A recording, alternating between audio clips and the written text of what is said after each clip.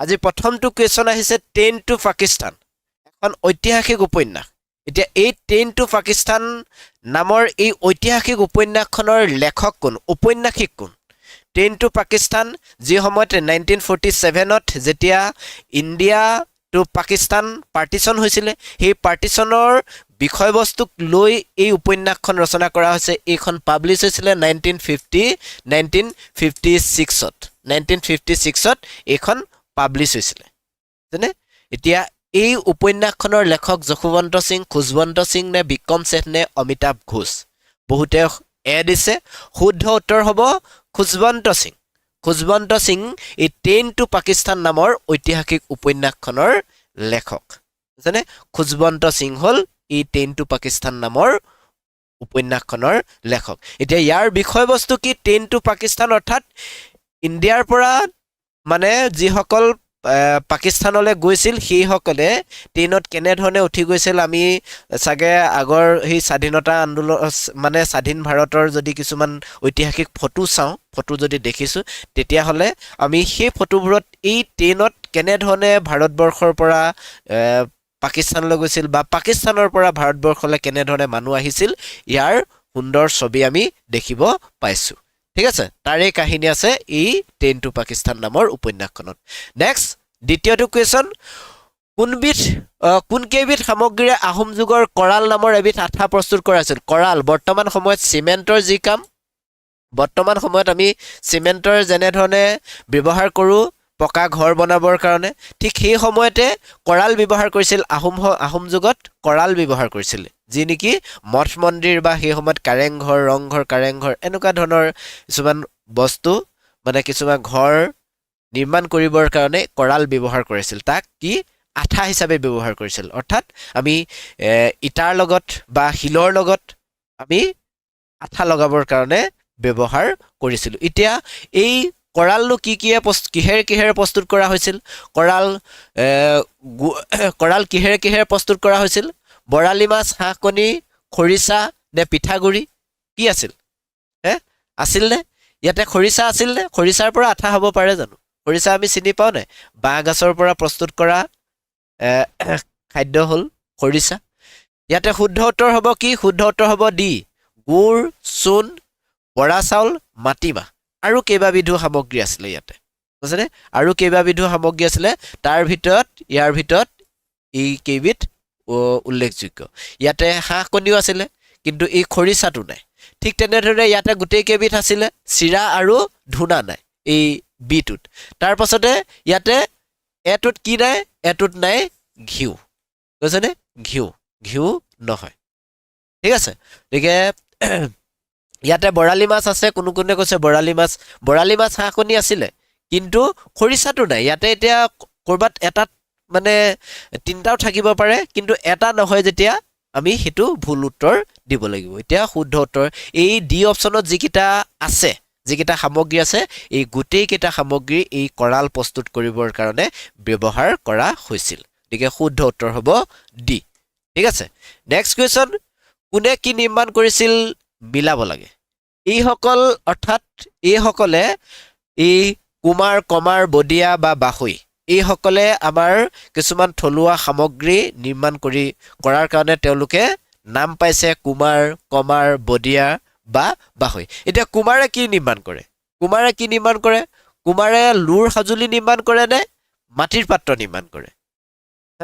কুমাৰে নিৰ্মাণ কৰে মাটিৰ পাত্ৰ কমাৰে নিৰ্মাণ কৰে লুৰ সঁজুলি হয়নে এতিয়া বাহৈ আৰু বদিয়াৰে আমি বেলেগ নাজানো বাহৈটো জানো কি বাঁহৰ সঁজুলি নিৰ্মাণ কৰে বাকী খোল ঢোল বিশেষভাৱে ঢোল নিৰ্মাণ কৰে কোনে বদিয়া ঢোল নিৰ্মাণ কৰা লোকজনক আমি কি বুলি কওঁ বদিয়া বুলি কওঁ বুজিছেনে বদিয়া আমি এতিয়া বিহু আহি আছে গতিকে আমি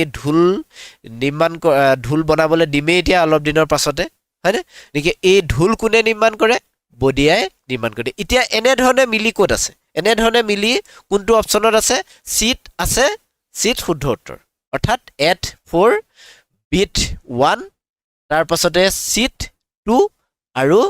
ডিট কি হ'ব ডিট 3 হ'ব গতিকে শুদ্ধ উত্তৰ হ'ব চি ঠিক আছে এইটো কি চুতীয়া আৰু আহোম শাসনকালত ব্যৱহাৰ হোৱা এবিধ সামগ্ৰী হ'ল দোলা এতিয়া এই দোলা কি হিচাপে ব্যৱহাৰ কৰা হৈছিল দোলা আমি সকলোৱে শুনিছো দোলা হয়নে দোলাত উঠাই কি কৰা হৈছিল সেই সময়ত এই ৰজাক বা ৰাজবিষয়াসকলক আমি ইঠাইৰ পৰা সিঠাইলৈ নিয়া হৈছিল এতিয়াও মানে এতিয়া বৰ্তমান আমি ব্যৱহাৰ কৰোঁ কেতিয়াবা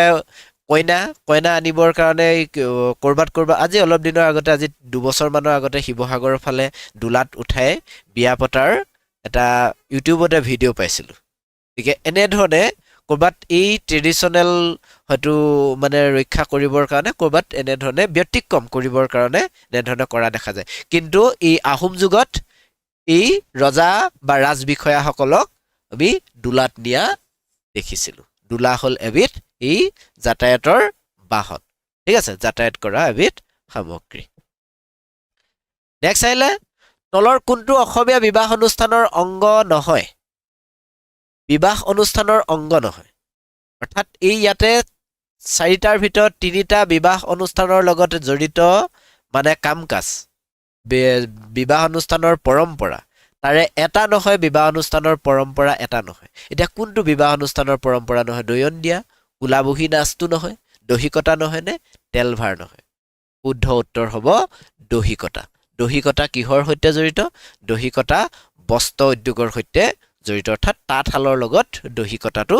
জড়িত গতিকে ই বিবাহ অনুষ্ঠানৰ লগত নহয় দয়ন দিয়া বা কুলাবহী নাচ বা তেলভাৰ এইসমূহ বিবাহ অনুষ্ঠানৰ লগত জড়িত বিবাহ অনুষ্ঠানৰ একোটা অংগ ঠিক আছে গতিকে শুদ্ধ উত্তৰ হ'ব সি দহিকতা নেক্সট কুৱেশ্যন তলৰ কোনকেইটা পূজা উৰ্বৰা প্ৰতীক ৰূপে ব্যৱহাৰ কৰা উৰ্বৰা প্ৰতীক মানে আমি গম পাইছোনে অৰ্থাৎ সৃষ্টিৰ লগত জড়িত সেয়া খেতি পথাৰ ভাল হ'বৰ কাৰণেই হওক বা এয়া মুঠতে সৃষ্টিৰ লগত জড়িত উৰ্বৰা শক্তি বুলি কোৱা হয় এতিয়া উৰ্বৰাৰ প্ৰতীক হিচাপে তলৰ কোনকেইটা ব্যৱহাৰ কৰা হয় বাইখু পূজা পয়চাংকেন ফৰকান্তি নে খেৰাই পূজা এতিয়া আমি যদি চাওঁ পয়চাংকেন এটা মৃতকৰ শ্ৰাদ্ধ অনুষ্ঠানটো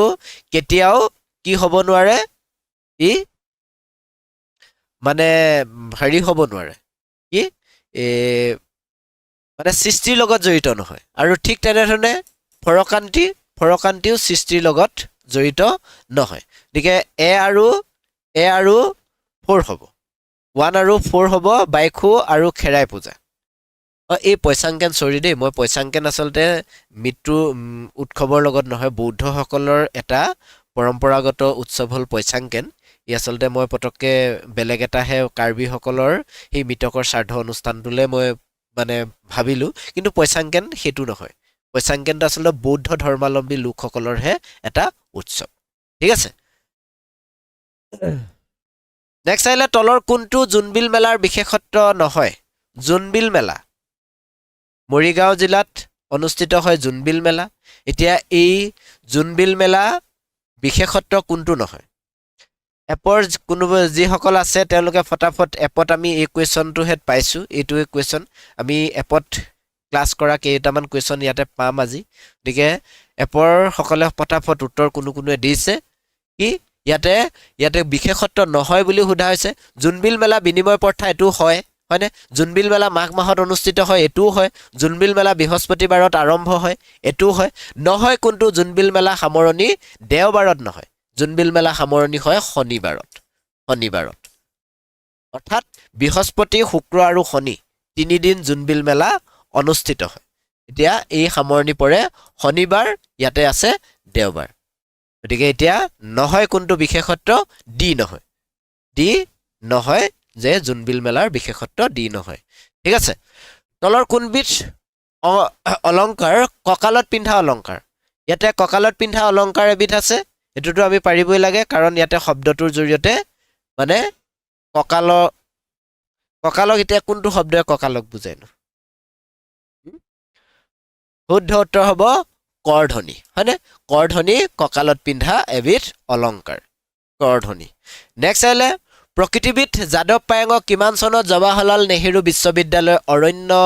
মানৱ সন্মান প্ৰদান কৰিছিল ফৰেষ্ট মেন অফ ইণ্ডিয়া বুলি কোৱা হয় যাদৱ পায়েঙক এই ফৰেষ্ট মেন অফ ইণ্ডিয়া বুলি যাদৱ পায়েঙক কোনে কৈছে হে কোন বিশ্ববিদ্যালয়ে কৈছে জৱাহৰলাল নেহেৰু বিশ্ববিদ্যালয় এতিয়া জৱাহৰলাল নেহেৰু বিশ্ববিদ্যালয়ে তেওঁক এই সন্মানটো কিমান চনত প্ৰদান কৰিছে 2012 চনত 2012 চনত এই সন্মান প্ৰদান কৰিছে অৰ্থাৎ 2012 চনৰ আগত আমি ফৰেষ্ট মেন অফ ইণ্ডিয়া বুলি যদি আমি কৰবাত সাৰ্চ কৰো তেতিয়া হলে আমি নাপাও 2012 চনৰ পিছৰ পৰাহে আমি ফৰেষ্ট মেন অফ ইণ্ডিয়া বুলি পাইছো কাক যাদৱ পায়েঙক ঠিক আছে নেক্সট তলৰ কোনখন সত্ৰক 10 মুকুটৰ থান বুলি কোৱা হয় 10টা মুকুটৰ থান বুলি কোৱা হয় অৰ্থাৎ 10 জন বৈষ্ণৱ গুৰুৰ তাতে মৃত্যু স্থান হেহে তাত 10 মুকুটৰ স্থান বুলি বা থান বুলি কোৱা হয় এতিয়া কোনখন সত্ৰক 10 মুকুটৰ থান বুলি কোৱা হয় আমি অকনমান কনসেপ্ট খটুৱাল অকনমান মানে শংকৰদেৱ মাধৱদেৱলৈ যদি উভতি চাও তেতিয়া হলে আমি লগালগ গম পাওঁ শংকৰদেৱ ক'ত মৃত্যু হৈছিল মধুপুৰ সত্ৰত মৃত্যু হৈছিল মাধৱদেৱৰ ক'ত শেষ নিশ্বাস ত্যাগ কৰিছিল মধুপুৰ সত্ৰত গতিকে বৈষ্ণৱ ধৰ্ম আমাৰ অসমৰ বৈষ্ণৱ ধৰ্মৰ মূল গুৰু দুজনেই মধুপুৰ সত্ৰত কোচবিহাৰৰ মধুপুৰ সত্ৰত হয় না বাকি ঠিক তেনেধৰণে তেওঁলোকৰ পৰৱৰ্তী সময়ৰ শিষ্য আৰু 8 জনৰ ইয়াতে এই মধুপুৰ সত্ৰত আমি শেষ নিশ্বাস ত্যাগ কৰা দেখিছো গতিকে হেহে এই মধুপুৰ সত্ৰক কোৱা হয় 10 মুকুটৰ থান বুলি ঠিক আছে শুদ্ধ উত্তৰ হ'ব সি মধুপুৰ সত্ৰ নেক্সট আলুময়ী কি কহব দুখ আলুময়ী কি কহব দুখ এটো এটা বৰগীত এই বৰগীতটো কোনে ৰচনা কৰিছিল এই বৰগীতটো ৰচনা কৰিছিল কোনে মাধৱদেৱে মানে মাধৱদেৱে ৰচনা কৰিছিল আলুময়ী কি কহব দুখ নামৰ বৰগীতটি নেক্সট আহিলে তলৰ ক্ষেত্ৰকেইখনৰ সৈতে স্থানসমূহ মিলোৱা এতিয়া তলত কি কি শ্ৰীমন্ত শংকৰদেৱ কলাক্ষেত্ৰ আছে মাধৱদেৱ কলাক্ষেত্ৰ আছে চুকাফা সমন্বয় ক্ষেত্ৰ আছে লগতে ভূপেন হাজৰিকা সমাধি ক্ষেত্ৰ আছে এতিয়া এই চাৰিটা ক্ষেত্ৰ আমাৰ অসমৰ সংস্কৃতিৰ কাৰণে খুব গুৰুত্বপূৰ্ণ ক্ষেত্ৰ হয়নে এই চাৰিটা ক্ষেত্ৰলৈ যদি যাওঁ আমি অসমৰ একোটা মানে সাংস্কৃতিক দিশৰ পৰা আমি ইয়াতে যথেষ্টখিনি সম্ভাৰ দেখিবলৈ পাওঁ এতিয়া শ্ৰীমন্ত শংকৰদেৱ কলাক্ষেত্ৰ ক'ত আছে শ্ৰীমন্ত শংকৰদেৱ কলাক্ষেত্ৰ গুৱাহাটীত আছে লগতে ভূপেন হাজৰিকা সমাধি ক্ষেত্ৰও গুৱাহাটীত আছে কিন্তু এই সমাধি ক্ষেত্ৰ ক'ত আছে জালুকবাৰীত ভূপেন হাজৰিকা কলাক্ষেত্ৰ ক'ত আছে পাঞ্জাবাৰীত আছে হয়নে মাধৱদেৱৰ কলাক্ষেত্ৰ ক'ত আছে নাৰায়ণপুৰত আছে এতিয়া থাকিল চুকাফা সমন্বয় ক্ষেত্ৰ ক'ত আছে যোৰহাটত আছে হয়নে এই এনেধৰণে যদি আমি মিলাই চাওঁ তেতিয়া হলে ক'ত থাকিব এটো ক'ত আমি কোনটো অপচনত আছে চাওঁ কোনটো অপচনত আছে সিট আছে গতিকে সি শুদ্ধ উত্তৰ কোনে দিছে আসলতে কোৱেশ্চনটো চাগে ভালকে চোৱা নাই নেক্সট আহিলে মানে মিলাবলে আমাৰ ধৈৰ্য নাই আমি এনেকুৱা ধৰণৰ মিলোৱা কুৱেশ্যন আমাৰ পৰীক্ষাত আহি আছে আমি যিকেইটা পৰীক্ষা দিছো এই পৰীক্ষাবোৰত আমি দেখিছো গতিকে আহিব এনেকুৱা মিলোৱা কুৱেশ্যন আহিব এনেকুৱা মিলোৱা কুৱেশ্যনে অকনমান টাইম খাব কিন্তু আমি এই মিলোৱা কুৱেশ্যনটোহেত আমাৰ মানে একদম আমি তাৰ পৰা নম্বৰ পাবলে অকনমান সময় দিলে আমি নম্বৰ পাম বুজিছানে যেহেতু উত্তৰখিনি কি আছে তাতে আমি এটা নহয় এটা অপচন জানো নেক্সট তলৰ কোনজনক কি বুলি কোৱা হয় বনকোঁৱৰ বুলি জনা যায় বনকোঁৱৰ বুলি কাক জনা যায় বনগীতৰ মানে অসমত বনগীতৰ জনপ্ৰিয় কৰা ব্যক্তিজন হ'ল আনন্দীৰাম দাস এই আনন্দীৰাম দাসক বনকোঁৱৰ বুলি জনা যায় ঠিক আছে মেজাংকৰি তলৰ কোনবিধৰ লগত জড়িত মেজাংকৰি আমি বিহু গীতত শুনিছো মেজাংকৰি হয়নে এতিয়া এই মেজাংকৰি কিহৰ লগত জড়িত মেজাংকৰি অলংকাৰ এবিধ নে প্ৰসাধন সামগ্ৰী নে বস্ত্ৰ নে এবিধ খাদ্য মেজাংকৰি হ'ল এবিধ বস্ত্ৰৰ লগত জড়িত মেজাংকৰি সূতা এবিধ সূতা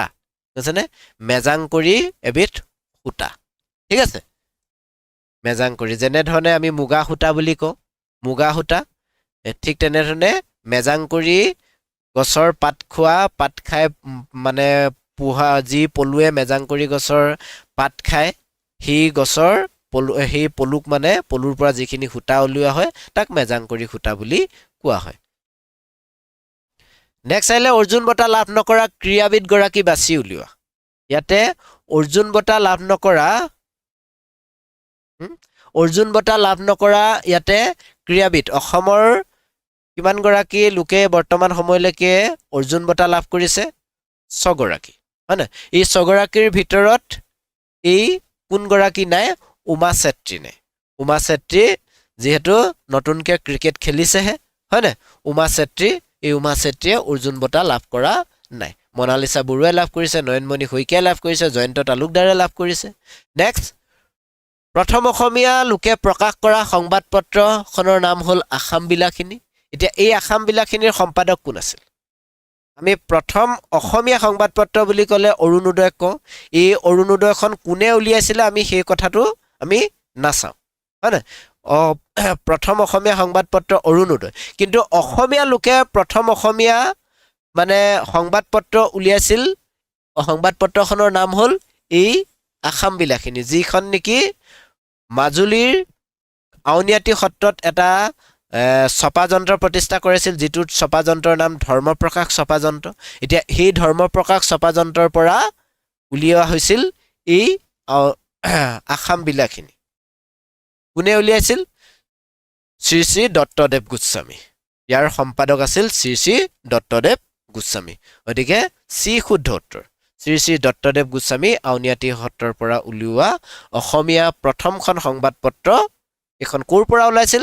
মাজুলীৰ পৰা ওলাইছিল চাওক মাজুলী সেই বানে গৰকা এটা নদীৰ দ্বীপ যিটো নেকি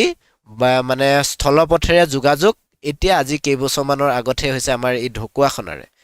হয় না কিন্তু দলং বনাই আছে সেই তেনেকুৱা এটা এখন স্থানৰ পৰাহে অসমীয়া মানুহে প্ৰথমখন বাতৰি কাকত উলিয়াইছিল কিমান এটা মানে গৌৰৱৰ বিষয় মাজুলীৰ কাৰণে চাওকচোন গুৱাহাটী আছে গুৱাহাটী ডিব্ৰুগড় ইমান মানে হেৰি আছে স্থান আছে কিন্তু সেইবোৰৰ পৰা নোৱাৰিলে মাজুলীৰ পৰাহে উলিয়ালে ঠিক আছে next the Assam tribune Assam ট্ৰিবিউনৰ কাকতৰ বৰ্তমানৰ সম্পাদকগৰাকীৰ নাম কি আছাম ট্ৰিবিউন যিখন নেকি প্ৰথম অসমৰ পৰা প্ৰকাশিত প্ৰথমখন ইংৰাজী বাতৰি কাকত প্ৰথমখন ইংৰাজী দৈনিক বাতৰি কাকত এই দৈনিক বাতৰি কাকতখনৰ বৰ্তমানৰ সম্পাদকগৰাকীৰ নাম ক'ব লাগে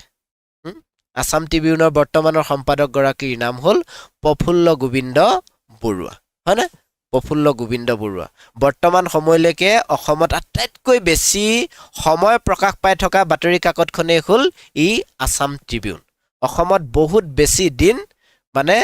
প্ৰকাশ পাই থকা সেই কিমান চনত 1939ত প্ৰথম উইকলি হিচাপে পাব্লিছ হৈছিল এইখন ঠিক আছে 1939ৰ পৰা একেৰাহে এতিয়ালৈকে প্ৰকাশ পাই আছে অৰ্থাৎ স্বাধীনতাৰ আগৰৰ পৰা ঠিক আছে স্বাধীনতা আগৰ পৰা নেক্সট আহিলে টেলিফোন কোনে আৱিষ্কাৰ কৰিছিল টেলিফোন কোনজনে আমি জানো টেলিফোন কোনে আৱিষ্কাৰ কৰিছিল কাৰণ এইটো যদি টেলিফোন যদি আৱিষ্কাৰ নহ'লহেঁতেন আজি যে কি আমি কোন যুগত বসবাস কৰিলো কেনেকৈ বসবাস কৰিলো এতিয়া আমি ফোনটো নহ'লেতো 1 মিনিট সময় থাকিব নোৱাৰো পাৰো নাই আমি আজিকালি লেটিনলৈ গ'লো ফোনটো লৈ যাওঁ নাযাওঁ বাকি শুই থাকোঁতেতো গাৰু কাণত থাকিবই লাগিব ফোনটো নাথাকিলে বা ক'ৰবালৈ গ'লে পকেটত যদি ফোনটো নাই যে মানে একদম যেন কলিজাটোৱেই নাই তেনেকুৱা লিখা লাগে কোনে আৱিষ্কাৰ কৰিছিল আলেকজেণ্ডাৰ গ্ৰাহাম বেলে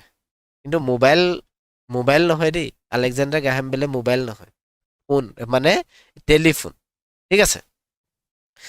এইটো কুৱেশ্যনটো আছিলে বেছি হেৰি হৈ গুচি গ'ল শ্লাইডটোত নেক্সট শংকৰদেৱৰ শিষ্যত্ব গ্ৰহণ কৰা ইছলাম ধৰ্মাৱলম্বী লোকগৰাকী কোন এইটো আমি দেখিলোৱে এইটো কোন চান্দখাই হ'ল শংকৰদেৱৰ শিষ্যত্ব গ্ৰহণ কৰা এগৰাকী ইছলাম ধৰ্মাৱলম্বী লোক আছিল ইছলাম ধৰ্মাৱলম্বী তেওঁ অসমলৈ আহি তেওঁ দৰ্জী হিচাপে আহিছিল আৰু দৰ্জী হিচাপে আহি অসমত এই শংকৰদেৱৰ ধৰ্মৰ প্ৰতি আকৃষ্ট হৈ বৈষ্ণৱ ধৰ্ম তেওঁ গ্ৰহণ কৰিছিল চান্দখাই ঠিক আছে নেক্সট বিশ্ব নাৰী দিৱস কোন তাৰিখে পালন কৰা হয় বিশ্ব নাৰী দিৱস কোন তাৰিখে পালন কৰা হয় 20 মাৰ্চ 8 মাৰ্চ 8 এপ্ৰিল নে 10 নৱেম্বৰ কোন তাৰিখে ৱৰ্ল্ড ওমেন্স ডে পালন কৰা হয় ওমেন্স ডে কোন তাৰিখে 8 এপ্ৰিল দিছে এই 8 এপ্ৰিল ভুল আহি আছে কোন তাৰিখে 8 মাৰ্চ তাৰিখত কি কৰা হয় ৱৰ্ল্ড ওমেন্স ডে পালন কৰা হয় ঠিক আছে গতিকে শুদ্ধ উত্তৰ হ'ব বি শুদ্ধ উত্তৰ 8 মাৰ্চ নেক্সট আহিলে অমৰনাথ মন্দিৰ কোনখন ৰাজ্যত আছে অমৰনাথ মন্দিৰ খুব এক বিখ্যাত মন্দিৰ আমাৰ ভাৰতবৰ্ষৰ গুৰুত্বপূৰ্ণ এখন ধৰ্মীয় স্থান এতিয়া এই অমৰনাথ মন্দিৰ কোনখন ৰাজ্যত আছে বহুতে শুদ্ধ উত্তৰ দিছে অৰ্থাৎ জম্মু আৰু কাশ্মীৰত আছে অমৰনাথ মন্দিৰ নেক্সট ৰাষ্ট্ৰীয় ঘাইপথ 1 নেশ্যনেল হাইৱে 1 কোন দুখন ঠাইক সংযোগ কৰিছে কোন দুখন ঠাইক বাৰাণসী কন্যাকুমাৰী দিল্লী মুম্বাই দিল্লী অমৃতসৰ নে পাঠানকোট নে চাংখালী কোন দুখন ঠাইক এই নেশ্যনেল হাইৱে 1 কানেকশ্যন কৰিছে নেশ্যনেল হাইৱে 1 দিল্লী টু অমৃতসৰক কি কৰিছে সংযোগ কৰিছে ঠিক আছে দিল্লী টু অমৃতসৰ নেক্সট আহিলে তলৰ সামগ্ৰী কেইবিধ মিলোৱা এই সামগ্ৰী কেইবিধ আমি মিলাব লাগে এই সামগ্ৰী কেইবিধ অৰ্থাৎ কোনটো কি আৰুৱান কি দুনৰি কি আৰিয়া কি মগৰদানা কি আৰুৱান হ'ল এবিধ কাপোৰ দুনৰি আমি জানো দুনৰি এবিধ পাত্ৰ ই কাঁহ পিতলৰ বা মাটিৰ পাত্ৰ দুনৰি বিবাহ অনুষ্ঠানৰ লগত মানে ব্যৱহাৰ কৰা হয় পানী তুলিবৰ কাৰণে দুনৰি ব্যৱহাৰ কৰা হয় আৰিয়া কি শংকৰদেৱৰ সময়ত বা পৰৱৰ্তী সময়তো ভাওনা বা এনেকুৱা ধৰণৰ কিবা অনুষ্ঠান হ'লে মানে তাত ৰাতি পোহৰ দিবৰ কাৰণে আৰিয়া ব্যৱহাৰ কৰা হৈছিল গতিকে ই এবিধ পোহৰ দিয়া আহিলা আৰিয়া নেক্সট থাকিলে কি মগৰদানা ইয়াতে ওলাই পৰিলে মগৰদানা হ'ল এবিধ অলংকাৰ ঠিক আছে গতিকে এই অপশ্যনটো ক'ত আছে এনেকুৱা ধৰণে মিলোৱা আছে বি শুদ্ধ উত্তৰ মিলাব পাৰিছে মগৰদানাৰ নাম শুনা নাই চাগে আমি হয়নে মগৰদানা এবিধ অলংকাৰ ঠিক আছে নেক্সট আগালমাকা কোন জনগোষ্ঠীৰ কৃষিভিত্তিক উৎসৱ আগালমাকা বুলি এটা কৃষিভিত্তিক উৎসৱ আছে এতিয়া এই আগালমাকা কৃষিভিত্তিক উৎসৱটো কোন জনগোষ্ঠীয়ে পালন কৰে কাৰ্বি গাৰো তিৱা ডিমাছা আগালমাকা এই কৃষি উৎসৱটো কোনটো জনগোষ্ঠীয়ে পালন কৰে এইটো মই আগতেও এই আগালমাকা সম্পৰ্কত কুৱেশ্যন দিছোঁ শুদ্ধ উত্তৰ হ'ব গাৰোসকলে এই আগালমাকা নামৰ কৃষি উৎসৱটো পালন কৰে ঠিক আছে আগালমাকা ৱাংগালা আগালমাকা নেক্সট গিৰাগিৰাচীক কোন জনগোষ্ঠীয়ে উপাসনা কৰে গিৰাগিৰাচী বুলি শিৱক কোৱা হয় এতিয়া এই শিৱ পাৰ্বতীক কোৱা হয়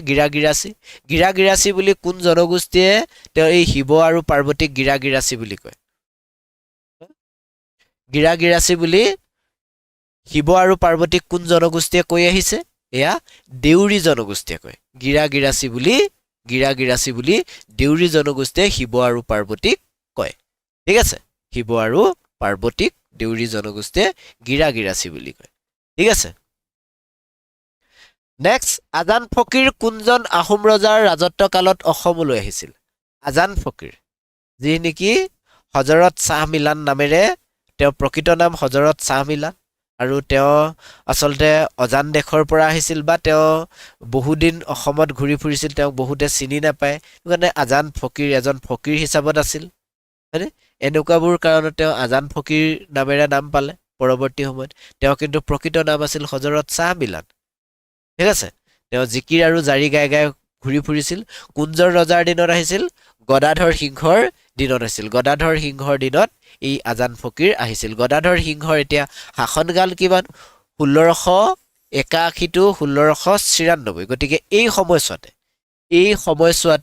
এই আজান ফকীৰ অসমলৈ আহিছিল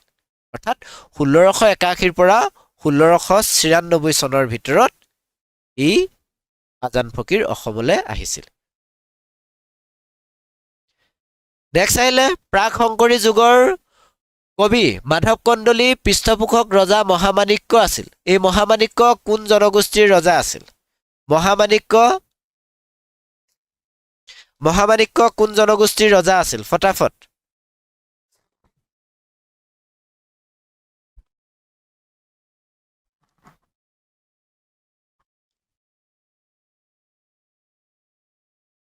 মহামাণিক্য কোন জনগোষ্ঠীৰ ৰজা আছিল মহামাণিক্য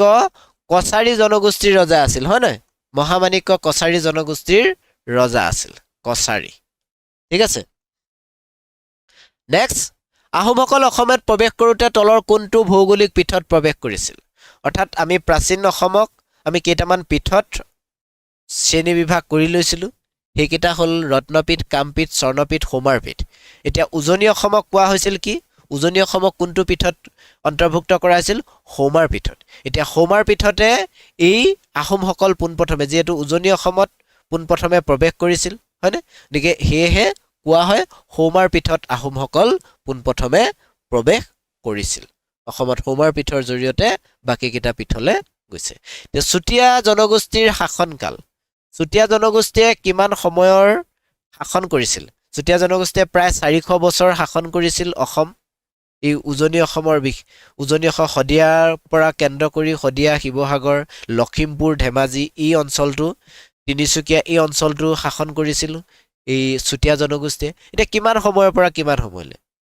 চুতীয়া জনগোষ্ঠীয়ে শাসন কৰি তেওঁলোকৰ ৰাজ্য প্ৰতিষ্ঠা হৈছিল 1189 চনত আৰু আহোমসকলে চুতীয়া জনগোষ্ঠীক পৰাস্ত কৰি কি কৈছে গৌৰীনাথ সিংহই চুতীয়া জনগোষ্ঠীক পৰাস্ত কৰি 1523 চনত চুতীয়া ৰাজ্য কাঢ়িলে গতিকে 1189 চনৰ পৰা 1523 চনলৈকে এই সময়ছোৱা চুতীয়াসকলে শাসন কৰিছিল চুতীয়া ৰাজ্য ইমান সময়ত বৰ্তি আছিল ঠিক আছে নেক্সট কাপ মৈলাম কিহৰ সৈতে জড়িত কাপ মৈলাম কিহৰ সৈতে জড়িত আমি কওঁ কাপ মৈলাম বুলি আমাৰ এটা অসমীয়াত শব্দ আছে কাপ মৈলাম শব্দটো এতিয়া এই কাপ মৈলাম শব্দটোনো তলৰ কোনটোৰ সৈতে জড়িত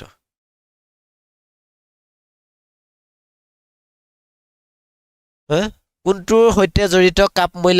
মৈলাম হ'ল প্ৰাচীন লিখন সঁজুলি এবিধ লিখন সঁজুলি এতিয়া যেনেধৰণে আমি কলম ব্যৱহাৰ কৰোঁ সেই সময়ত কাপ মৈলাম ব্যৱহাৰ কৰা হৈছিলে কাপ মৈলাম নামৰ সঁজুলিবিধ ব্যৱহাৰ কৰা হৈছিলে নেক্সট স্বচ্ছ ভাৰত অভিযান কিমান চনত মুকলি কৰা হৈছিল স্বচ্ছ ভাৰত অভিযান স্বচ্ছ ভাৰত অভিযান কেতিয়া মুকলি কৰা হৈছে কোন চনত চনটো ক'ব লাগে 2013 2014 2015 কিমানত স্বচ্ছ ভাৰত অভিযান কোনে মুকলি কৰিছে নৰেন্দ্ৰ মোদীয়ে যেতিয়া প্ৰথম চৰকাৰ গঠন কৰিছে চৰকাৰ গঠন কৰি বিজেপি গভৰ্ণমেণ্ট যেতিয়া চেণ্ট্ৰেলত গঠন কৰি মহাত্মা গান্ধীৰ জন্মদিনটো 2 অক্টোবৰ গতিকে 2014 চনৰ 2 অক্টোবৰ তাৰিখটোত কি কৰা হৈছে স্বচ্ছ ভাৰত অভিযান মুকলি কৰা হৈছে হয়নে গতিকে 2014 চন শুদ্ধ উত্তৰ নেক্সট আহিলে কৰভাৰ নামৰ অনুষ্ঠানটো তলৰ কোনখন সত্ৰত পালন কৰা হয় কৰভাৰ নামৰ এটা অনুষ্ঠান পালন কৰা কৰভাৰ আমি এই শব্দটোৰ পৰা কিবা বুজিব পাৰিছোনে কৰ অৰ্থাৎ কৰ কাটল দিয়াৰ দৰে সেই সময়ত মানে বৰ্তমানো সেই সত্ৰখনক আৱৰি থকা সত্ৰখনত শৰণ লোৱা সত্ৰখনৰ শিষ্যত্ব গ্ৰহণ কৰা শিষ্যসকলে সত্ৰখন চলিবৰ কাৰণে কিছুমান আৰ্থিক অনুদান হওক বা কিছুমান সামগ্ৰী প্ৰদান কৰে এতিয়া এই অনুষ্ঠানটো কোনখন সত্ৰত চলি আছে এইটো বৰপেটা সত্ৰত চলি আছে বৰপেটা সত্ৰত বৰ্তমানেও কৰভাৰ নামৰ এটা অনুষ্ঠান প্ৰচলন আছে নেক্সট গগনা কোন শ্ৰেণীৰ বাদ্য গগনা আমি সকলোৱে জানো বিহুত ব্যৱহাৰ কৰা হয় বিহু গীতৰ লগত হয় না নাচনীয়ে গগনা বজায় এতিয়া গগনা কোন শ্ৰেণীৰ বাদ্য ঘন বাদ্য তত বাদ্য সুখীৰ বাদ্য নে অৱনদ্ধ বাদ্য আমি বাদ্যসমূহৰ যদি কনচেপ্ট আমি জানো তেতিয়াহ'লে আমি নিশ্চয় ক'ব পাৰিম ঘন বাদ্য কোনবিধক ঘন বাদ্য বুলি কয় তত বাদ্য কোনবিধক কয় সুখীৰ বাদ্য কোনবিধক কয় বা অৱনদ্ধ বাদ্য এতিয়া ফুৰাই বজোৱা যিসমূহ বাদ্য আছে সেয়া বাঁহী হওক পেঁপা হওক গগনা হওক সুতুলি হওক এইসমূহক আমি কি বুলি ক'ম সুখীৰ বাদ্য কৈছেনে সুখীৰ বাদ্য বায়ু ব্যৱহাৰ কৰি বায়ুৰ বতাহৰ জৰিয়তে যিসমূহ বাদ্য চলে বাদ্য বাজে সেইসমূহক আমি সুখীৰ বাদ্য বুলি কওঁ এতিয়া গগনা কিহে গগনা আমি বতাহৰ জৰিয়তে মানে মুখত ভৰা তাক এটা হাৱা দিহে বজোৱা হয় হয়নে গতিকে শুদ্ধ উত্তৰ হ'ব চি সুখীৰ বাদ্য গগনা সুখীৰ গগনা কিহে নিৰ্মাণ কৰা হয় এইটো কুৱেশ্যন আহি গৈছে যোৱা এডিআৰই পৰীক্ষাত গগনা কিহেৰে নিৰ্মাণ কৰা হয় গগনা বাঁহেৰে নিৰ্মাণ কৰা হয় হয়নে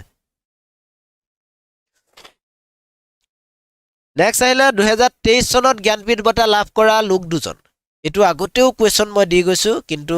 আমি হয়তো পাহৰি থাকিছোঁ এতিয়া 2023 চনত দুজন ব্যক্তিয়ে একেলগতে কি পাইছিল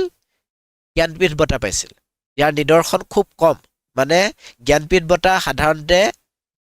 মানে এজনকে দিয়া হয় এটা বছৰত কিন্তু এই 23 বৰ্ষত তাৰ ব্যতিক্ৰম হ'ল দুজন ব্যক্তিক দিলে আৰু সেই দুজন হ'ল গুলজাৰ আৰু ৰাম ভদ্ৰাচাৰ্য হ'ল এই জ্ঞান 2023 বৰ্ষত জ্ঞানপীঠ বঁটা দিয়া ব্যক্তি ঠিক আছে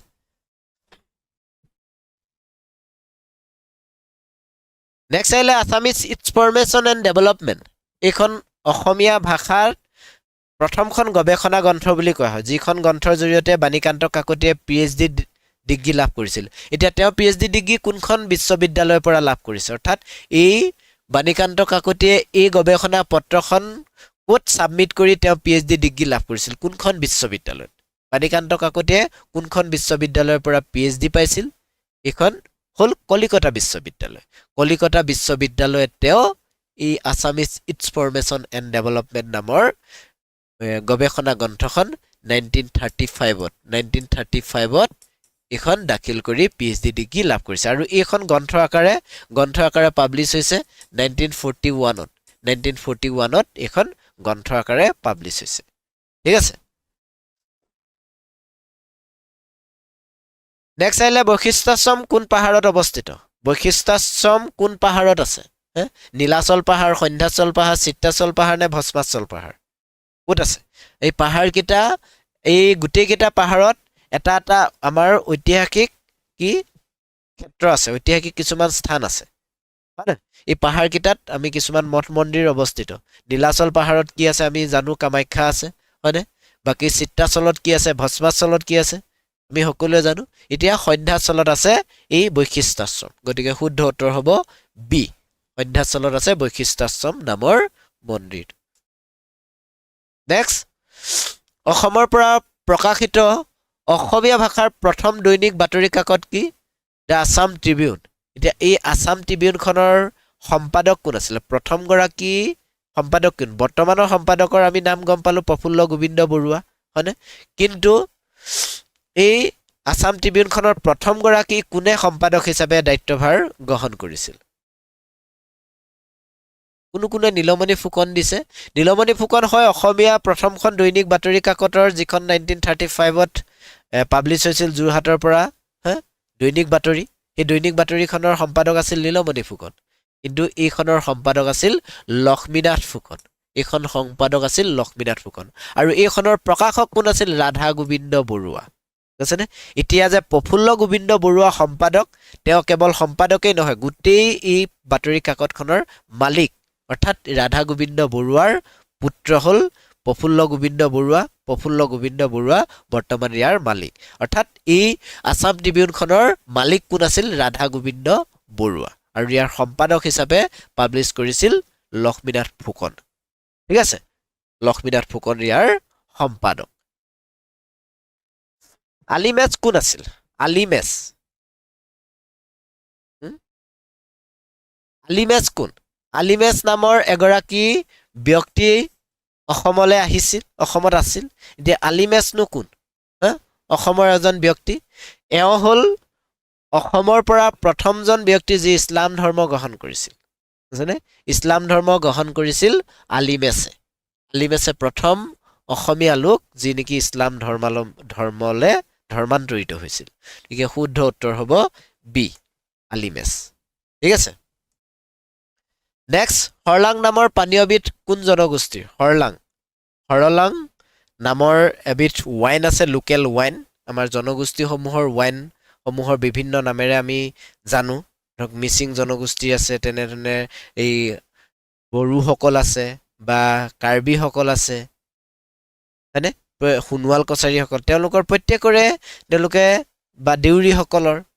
এনেকৈ প্ৰত্যেকৰে পানীয়বিধ লোকেল ৱাইনৰ নামটো বেলেগ বেলেগ এতিয়া হৰলাং বুলি কোৱা হয় এই কাৰ্বিসকলৰ যি পানীয় আছে যি লোকেল ৱাইন আছে কাৰ্বিসকলৰ লোকেল ৱাইনবিধক কি বুলি কোৱা হয় হৰলাং বা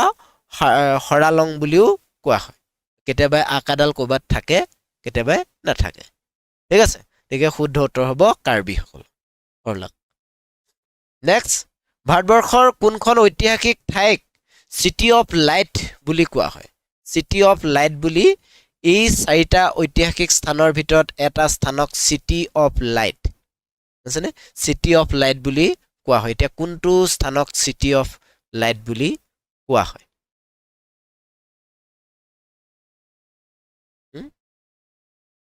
শুদ্ধ উত্তৰ বাৰাণসীক চিটি অফ লাইট বুলি কোৱা হয় নেক্সট তেজপুৰৰ দ পৰ্বতীয়া মন্দিৰৰ তোৰণত নিম্নলিখিত কোন দুগৰাকী দেৱীৰ ভাস্কৰ্য দেখা যায় তেজপুৰৰ যি আমি অসমত উদ্ধাৰ হোৱা বৰ্তমান সময়লৈকে আটাইতকৈ প্ৰাচীন স্থাপত্য ভাস্কৰ্যৰ নিদৰ্শন হ'ল তেজপুৰৰ দ পৰ্বতীয়া মন্দিৰ তাৰে যে প্ৰাচীন এই মন্দিৰটো তাৰ নিদৰ্শন কোনে দাঙি ধৰে ইয়াৰ তোৰণখনে অৰ্থাৎ গেটখনে এই গেটখনৰ দুফালে দুটা যি খুঁটা আছে এই দুটা খুঁটাত দুগৰাকী দেৱীৰ মানে ছবি অংকন কৰা আছে দুগৰাকী দেৱীক তাতে অংকন কৰা আছে এতিয়া কোন গংগা আৰু যমুনা ৰাইট সাইডটোত গংগা আৰু লেফট সাইডটোত যমুনা ছবি ইয়াতে আছে ঠিক আছে গংগা দেৱী আৰু যমুনা দেৱীৰ ছবি আছে নেক্সট এটা ফুল ফৰ্ম ক'ব লাগে NRSM আমি শুনিছো নিশ্চয় NRSM মানে এই NRSMৰ সম্পূৰ্ণ ৰূপটো কি NRSMৰ সম্পূৰ্ণ ৰূপটো কি NRSMৰ সম্পূৰ্ণ ৰূপটো হ'ল কি ফটাফট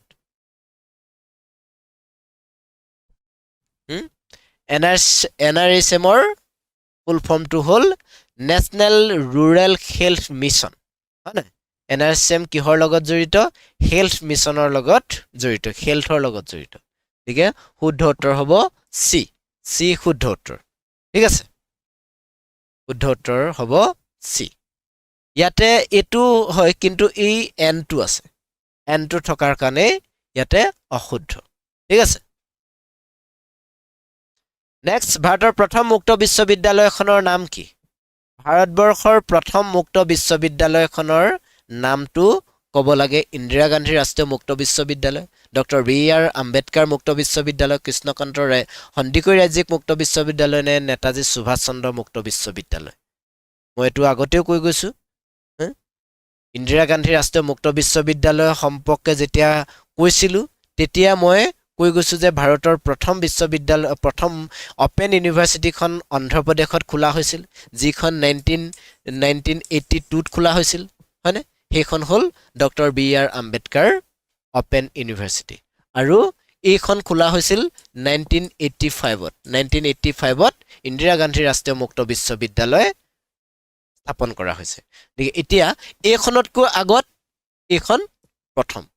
বুজিছেনে এইখন প্ৰথম অন্ধ্ৰপ্ৰদেশ ষ্টেট গভৰ্ণমেণ্টে এখন প্ৰথম এষ্টাব্লিছ কৰিছিলে ঠিক আছে শুদ্ধ উত্তৰ হ'ব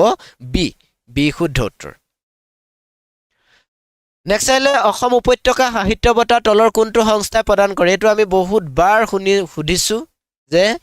অসম উপত্যকা সাহিত্য বঁটা কোনটো সংস্থাই প্ৰদান কৰে অসম প্ৰকাশন পৰিষদ কে বিৰলা ফাউণ্ডেশ্যন নে উইলিয়াম মেগৰ শৈক্ষিক ন্যাসে নে সাহিত্য সভাই কোনে প্ৰদান কৰে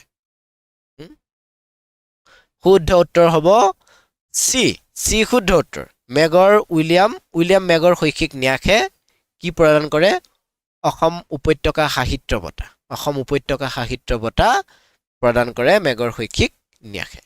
নেক্সট তলৰ কোনবিধক অসমীয়া সমাজ জীৱনৰ ব্যৱহাৰিক জ্ঞানৰ ভঁৰাল বুলি কোৱা হয় ব্যৱহাৰিক জ্ঞানৰ ভঁৰাল অৰ্থাৎ আমি ব্যৱহাৰ কৰি যি জ্ঞান অৰ্জন কৰিছো সেই জ্ঞানৰ আমি ইয়াৰ কোনবিধ সাহিত্যত আমি দেখিবলৈ পাইছো কোনবিধ সাহিত্যত চাউল দিবা জেটেক তেটেক বোলে পানী দিবা তিনি তেটেক জেবে দেখিবা নিখিজে চাউল তেখে বুলিবা ডাকক বাউল অৰ্থাৎ এই কথাটোত কি আছে যে আমি টেষ্ট কৰি চাব কৈছে চাউল দিবা জেটেক তেটেক পানী দিবা 3 টেটেক যদিহে আমি চাউল এগুণ দিওঁ পানী 3 গুণ দিব কৈছে আৰু যদিহে আমি সেই চাউল সেই ভাত নহয় নিহিজে তেতিয়াহ'লে আমাক কি ডাকক বাউল বুলি ক'ব কৈছে অৰ্থাৎ ডাক যে ভুল বুলি ক'ব কৈছে কিন্তু কেতিয়াও নিহিজাকে নাথাকে ঠিক আছে গতিকে শুদ্ধ উত্তৰ হ'ব ডাকৰ বচন ডাকৰ বচনত কেনেধৰণে খেতি কৰিব লাগে কেনেধৰণে আমাৰ ঘৰ নিৰ্মাণ কৰিব লাগে ঘৰৰ আগফালে কি থাকিব লাগে পিছফালে কি থাকিব লাগে এই সকলোবোৰৰ বৰ্ণনা এই ডাকৰ বচনসমূহত আছে ঠিক আছে নেক্সট নৰকাসুৰৰ পুত্ৰৰ নাম কি আছিল নৰকাসুৰৰ পুত্ৰৰ নাম কি আছিল পুত্ৰৰ নাম আছিল ভগদত্ত যি নেকি মহাভাৰতৰ সেই কুৰুক্ষেত্ৰ যুদ্ধত অংশগ্ৰহণ কৰিছিল কাৰ হৈ দুৰ্যোধনৰ পক্ষত হৈ অংশগ্ৰহণ কৰিছিল তেওঁ যিহেতু কন্যা ভগদত্তৰ কন্যাক দুৰ্যোধনলৈ বিয়া দি দিছে কন্যাগৰাকীৰ নাম কি কোনোবাই জানেনে কোনোৱে জানে নেক্সট আহিলে মহাপুৰুষ শ্ৰীমন্ত শংকৰদেৱে সত্ৰ প্ৰতিষ্ঠা কৰা স্থানসমূহ প্ৰথমৰ পৰা একাধিক্ৰমে সজাব দিছে মহাপুৰুষ শ্ৰীমন্ত শংকৰদেৱে সত্ৰ প্ৰতিষ্ঠা কৰিছে এতিয়া প্ৰথম ক'ত সত্ৰ প্ৰতিষ্ঠা কৰিছে আৰু শেষত ক'ত সত্ৰ প্ৰতিষ্ঠা কৰিছে এই একাডেমিক হেৰি অনুসৰি মানে প্ৰথমৰ পৰা শেষলৈকে ইয়াতে ধুনীয়াকৈ চিএলত মিলাই আছে এতিয়া কোনটো মিলিব প্ৰথমে ক'ত বৰদোৱাত আমি সকলোৱে জানো সেই অনুসৰি বৰদোৱা গোটেই 4টা অপশ্যনতে আছে বৰদোৱাত প্ৰথম সত্ৰ স্থাপন কৰিছে হয়নে তাৰপিছত ক'ত তাৰপিছত তেওঁ বেলগুৰিত ধুৱাহাট বেলগুৰিত হয়নে গতিকে বেলগুৰিত আছে বেলগুৰিৰ পৰা ঘূৰি গৈ বৰপেটাত তাৰ পাছত একেবাৰে শেষত মধুপুৰ গতিকে শুদ্ধ উত্তৰ হ'ব বি হয়নে এই 4টা স্থানত শংকৰদেৱে কি কৰিছিল সত্ৰ প্ৰতিষ্ঠা কৰিছিল সত্ৰ স্থাপন কৰিছিল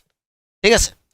নেক্সট আহিলে শংকৰদেৱে বৰদোৱাত কিমান চনত সত্ৰ প্ৰতিষ্ঠা কৰিছিল শংকৰদেৱে যে বৰদোৱাত সত্ৰ প্ৰতিষ্ঠা কৰিছিল আমি সকলোৱে গম পাওঁ কিন্তু চনটো কি এই চনটোৰ লগত অৱশ্যে কেতিয়াবা মানে খেলি মেলি অকণমান হোৱা দেখা যায় বিতৰ্ক হোৱা দেখা যায় কোনোৱে কয় আমুক চনত কোনোৱে কয় তামুক চনত এতিয়া প্ৰপাৰ চনটো হ'ল কিমান চনত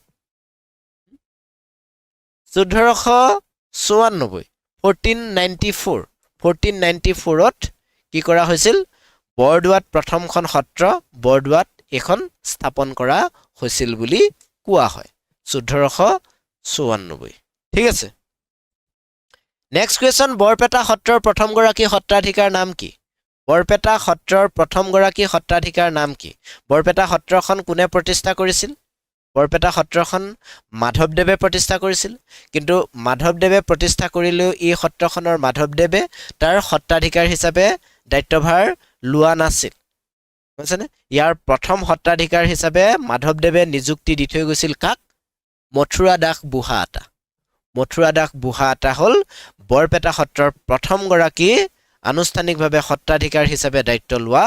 ব্যক্তি বুজিছেনে ইয়াৰ আগত মাধৱদেৱে এখন প্ৰতিষ্ঠা কৰিলেও মাধৱদেৱে হয় সেই সত্ৰখনৰ পৰিচালনাত মূল মানুহজন মাধৱদেৱ আছিল কিন্তু সত্ৰাধিকাৰ হিচাপে তেওঁ কেতিয়াও দায়িত্বভাৰ লোৱা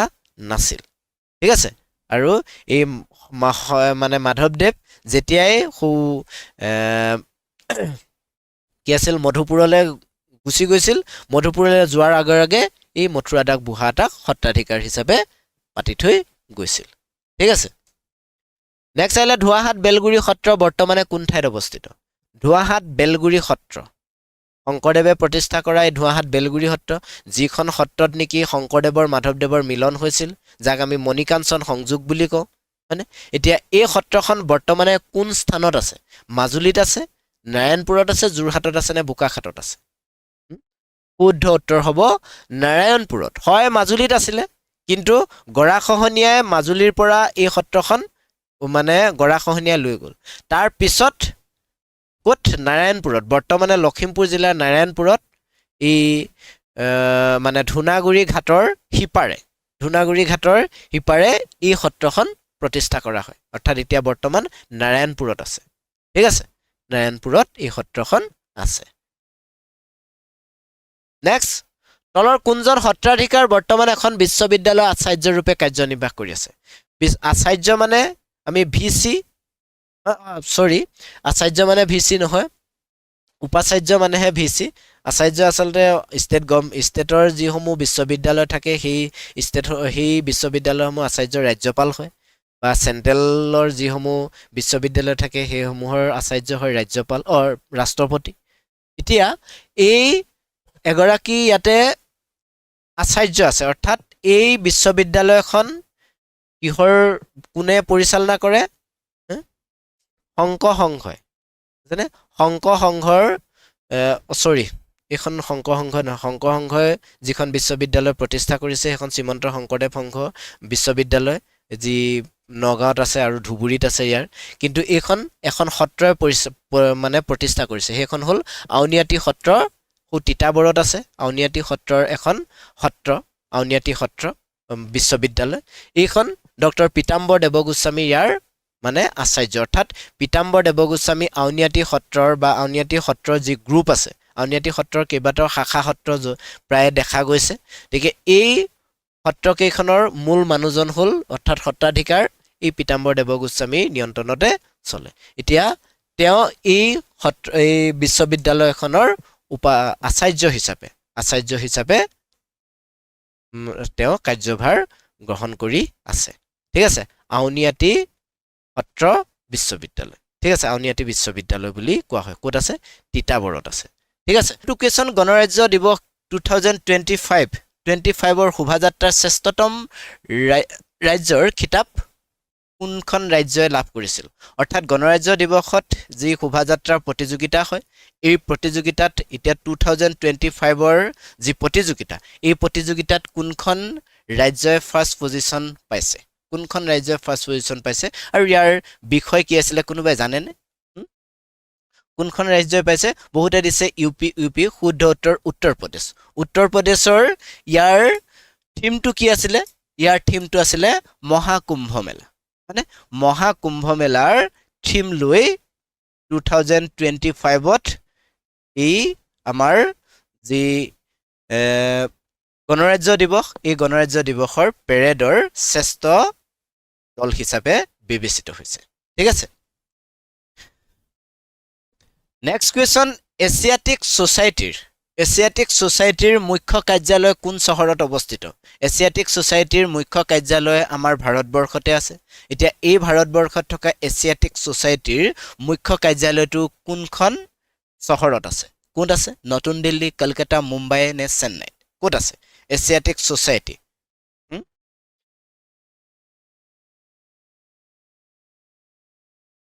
এছিয়াটিক ছ'চাইটিৰ মুখ্য কাৰ্যালয় আছে কলকাতাত এছিয়াটিক ছ'চাইটিৰ মুখ্য কাৰ্যালয় আছে শুদ্ধ উত্তৰ হ'ব বি কলকাতাত আছে এছিয়াটিক ছ'চাইটিৰ মুখ্য কাৰ্যালয় ঠিক আছে নেক্সট আকবৰনামাৰ লেখক কোন আকবৰৰ জীৱনী আকবৰনামা এতিয়া এই আকবৰৰ জীৱনী আকবৰনামাখন কোনে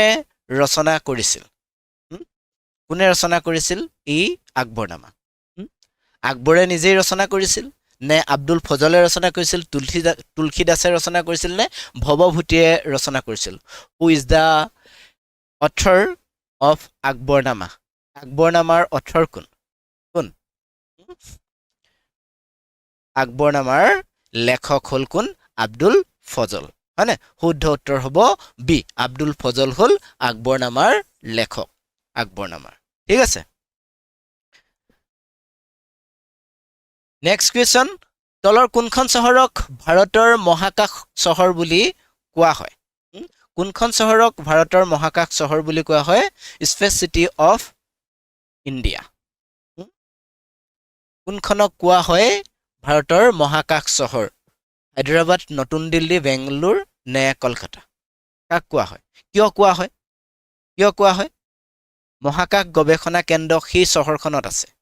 ভাৰতৰ যি মহাকাশ গৱেষণা কেন্দ্ৰ এই মহাকাশ গৱেষণা কেন্দ্ৰ সেই চহৰখনত আছে কাৰণে তাক মহাকাশ চহৰ বুলি কোৱা হয় এতিয়া কোনখন চহৰক কোৱা হয় বেংগালুৰু হয়নে বেংগালুৰু য'ত নেকি ইছৰোৰ কাৰ্যালয় আছে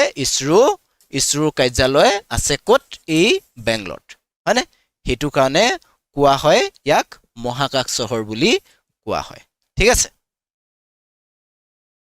নেক্সট ভাৰতৰ প্ৰতিষ্ঠা হোৱা প্ৰথম ৰাষ্ট্ৰীয় উদ্যান কোনখন নেশ্যনেল পাৰ্ক এতিয়া এই নেশ্যনেল পাৰ্ক প্ৰথম নেশ্যনেল পাৰ্কখন কোনখনক ফাৰ্ষ্ট স্বীকৃতি দিয়া হৈছে নেশ্যনেল পাৰ্ক হিচাপে নেশ্যনেল পাৰ্ক হিচাপে কোনখন নেশ্যনেল পাৰ্কক স্বীকৃতি দিয়া হৈছে ফাৰ্ষ্ট ইণ্ডিয়া নেশ্যনেল পাৰ্ক হিচাপে কোনখন বান্দিপুৰ ৰাষ্ট্ৰীয় উদ্যান নে জিম কৰবেট ৰাষ্ট্ৰীয় উদ্যান নে কানহা ৰাষ্ট্ৰীয় উদ্যান নে পেৰিয়াৰ ৰাষ্ট্ৰীয় উদ্যান শুদ্ধ উত্তৰ জিম কৰবেট ৰাষ্ট্ৰীয় উদ্যান হয়নে জিম কৰবেট ৰাষ্ট্ৰীয় উদ্যানক কি কৰা হৈছে ভাৰতৰ প্ৰথমখন ৰাষ্ট্ৰীয় উদ্যান হিচাপে ইয়াক স্বীকৃতি দিয়ে সেই পৰাধীন ভাৰত অৰ্থাৎ ইংৰাজৰ দিনতেই ইয়াক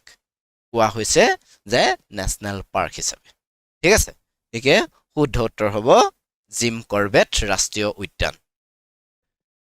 নেক্সট আহিলে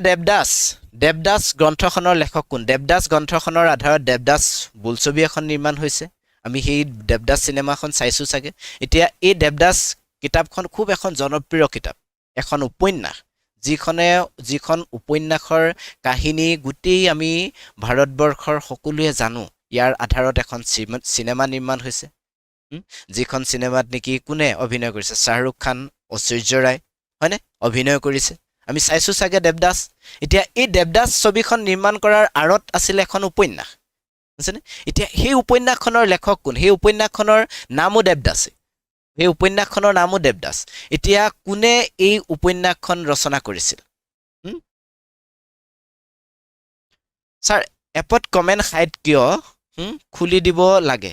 কিয় এপত কমেণ্টটো আচলতে হাইড কৰি থোৱাৰ মূল কাৰণটো হ'ল আমি এপত গৈ আমি ক্লাছতকৈ ইম্পৰ্টেঞ্চ কোনে কি কমেণ্ট দিছে এই কমেণ্টৰ ওপৰত বেছি আমি মানে ইম্পৰ্টেঞ্চ দিওঁ বুজিছেনে সেইটো কাৰণত আমি এপত কমেণ্টবোৰ অফ কৰি থোৱা থাকে যাতে আপোনাৰ যদি কিবা প্ৰয়োজন হৈছে আপুনি পোনপটীয়াকৈ কমেণ্ট কৰক ইজনৰ কমেণ্টটো চাই আপুনি আকৌ সহযোগ কৰি পিনি কমেণ্ট দিয়াৰ কোনো প্ৰয়োজন নাই হয়নে এতিয়া কিবা আপোনাৰ ব্যক্তিগত সমস্যা হ'লে বা ক্লাছ সময়মতে হোৱা নাই XYZ PDF পোৱা নাই সেইবোৰ আপুনি জনাওক বুজিছেনে বেলেগে কি আলোচনা কৰিছে আপুনি পঢ়িবলৈ আহিছেনে নে নাই বেলেগ কোনে কি কৰিছে এইবোৰ চাবলৈ আহিছে গতিকে এইবোৰ চোৱাৰ প্ৰয়োজন নাই গতিকে এনেকুৱা ধৰণৰ কাৰণতে আমি কমেণ্টবোৰ অফ কৰি থওঁ ঠিক আছে গতিকে বেয়া নাপাব কথাখিনি ষ্ট্ৰিকলি পোনপটীয়াকৈ কৈ দিছোঁ ঠিক আছে দেৱদাস এই উপন্যাসখন ৰচনা কৰিছিল শৰৎচন্দ্ৰ চট্টোপাধ্যায়ে এই দেৱদাস গ্ৰন্থখন ৰচনা কৰিছিল ঠিক আছে নেক্সট আহিলে ভাৰতৰ ৰাষ্ট্ৰীয় ভাষা কি ভাৰতৰ নেশ্যনেল লেংগুৱেজ ইণ্ডিয়াৰ নেশ্যনেল লেংগুৱেজ কি ইণ্ডিয়াৰ নেশ্যনেল লেংগুৱেজ ইংৰাজী হিন্দী নে ওপৰৰ এটাও নহয় নেশ্যনেল লেংগুৱেজ কি national language of India national language ইণ্ডিয়াৰ নেশ্যনেল লেংগুৱেজটো কি ভাৰতবৰ্ষত অফিচিয়েল লেংগুৱেজ আছে কিন্তু নেশ্যনেল লেংগুৱেজ নাই বুজিছেনে অফিচিয়েলৰ বিভিন্ন আমি হেৰিয়ৰ কাৰণে হিন্দী ইংৰাজী বা আমি অসমত এতিয়া অসমীয়া ভাষাও ব্যৱহাৰ কৰোঁ মুঠতে আমি গোটেই নিজা ষ্টেট অনুসৰি নিজা অফিচিয়েল লেংগুৱেজ হিচাপে আমি ব্যৱহাৰ কৰোঁ কিন্তু কোনো এটা ৰাষ্ট্ৰীয় ভাষা হিচাপে যেনেধৰণে ভাৰতৰ কোনো নেশ্যনেল গেমছ নাই হয়নে ঠিক তেনেধৰণে ভাৰতৰ কোনো এটা নেশ্যনেল লেংগুৱেজ নাই বুজিছেনে ৰাষ্ট্ৰীয় ভাষা নাই বুজিছেনে গতিকে শুদ্ধ উত্তৰ হ'ব ওপৰৰ এটাও নহয় ডি কাৰেক্ট এনচাৰ হয়নে ডি কাৰেক্ট এনচাৰ ঠিক আছে নেক্সট অশোক স্তম্ভ ভাৰতৰ ক'ত পোৱা যায় মানে ভাৰতৰ অশোক স্তম্ভ এই অশোক স্তম্ভটো আমি ক'ত পাইছিলোঁ অশোক স্তম্ভটো ক'ত পাইছিলোঁ দিল্লীত পাইছিলোঁ আগ্ৰাত পাইছিলোঁ পাটনাত পাইছিলোঁ নে সাৰনাথত পাইছিলোঁ ক'ত আমি এই অশোক স্তম্ভটো ক'ৰ পৰা আমি উদ্ধাৰ কৰিছোঁ ক'ৰ পৰা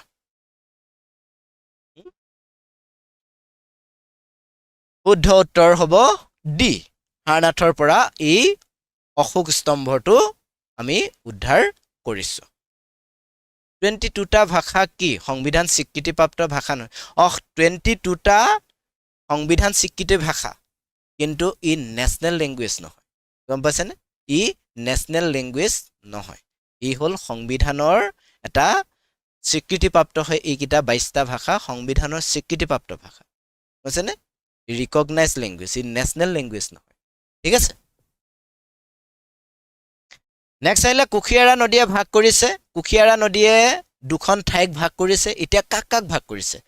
কাছাৰৰ লগত কৰিমগঞ্জ জিলাক কুশিয়াৰা নদীয়ে ভাগ কৰিছে নে হাইলাকান্দিৰ লগত কৰিমগঞ্জ জিলাক ভাগ কৰিছে নে কৰিমগঞ্জৰ লগত বাংলাদেশক ভাগ কৰিছে নে কৰিমগঞ্জৰ লগত মিজোৰামক ভাগ কৰিছে কোন দুটা স্থানত ডিভাইড কৰিছে এই কুশিয়াৰা নামৰ নদীখনে এতিয়া কুশিয়াৰা নামৰ নদীখনে কি ডিভাইড কৰিছে কুৱেশ্যনটোৱে সেইটো কৈছে কুশিয়াৰা নদীখনে কি ডিভাইড কৰিছে কুশিয়াৰা নদীখনে কৰিমগঞ্জৰ লগত কাক ডিভাইড কৰিছে বাংলাদেশক হয়নে কৰিমগঞ্জৰ সৈতে বাংলাদেশৰ বৰ্ডাৰ শ্বেয়াৰ হৈছে এতিয়া এই বাংলাদেশ আৰু কৰিমগঞ্জৰ মাজৰ যি 41 কিলোমিটাৰ এই 41 কিলোমিটাৰ এই কুশিয়াৰা নদীখনে আৱৰি আছে এই সীমা হিচাপে নিৰ্ধাৰিত হৈছে কুশিয়াৰা নদীখন ঠিক আছে গতিকে শুদ্ধ উত্তৰ হ'ব চি ঠিক আছে কিমান চনত অসমৰ প্ৰথম হাইস্কুল প্ৰতিষ্ঠা হৈছিল অসমৰ প্ৰথম হাইস্কুলখনৰ নাম আমি জানোনে কটন কলেজিয়েট হাইস্কুল হয়নে এতিয়া এই কটন কলেজিয়েট হাইস্কুল কিমান চনত এষ্টাব্লিছ হৈছিল যিখন নেকি অসমৰ প্ৰথমখন হাইস্কুল বুলি কোৱা হয় অসমৰ প্ৰথম হাইস্কুলখন কিমান চনত এষ্টাব্লিছ হৈছিল কিমান চনত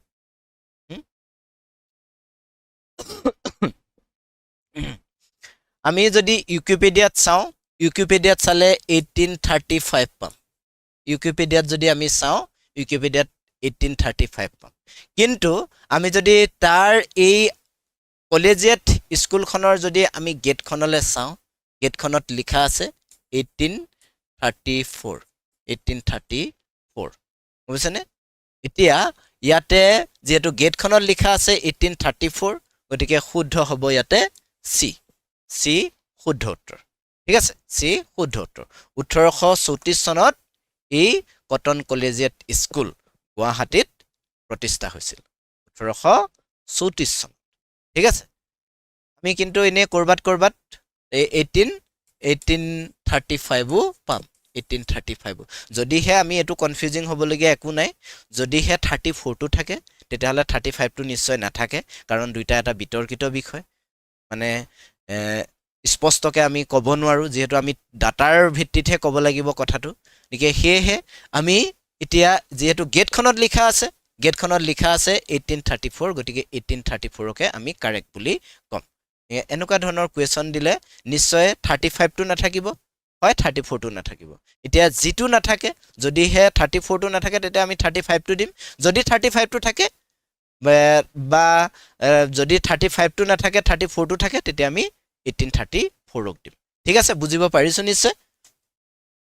নেক্সট বঙাইগাঁও শোধানাগাৰ বৰ্তমানে কোন জিলাত অৱস্থিত বঙাইগাঁও শোধানাগাৰটো কোনখন জিলাত আছে বঙাইগাঁও শোধানাগাৰ বঙাইগাঁৱত আছে চিৰাং জিলাত আছে বৰপেটাত আছে গোৱালপাৰাত আছে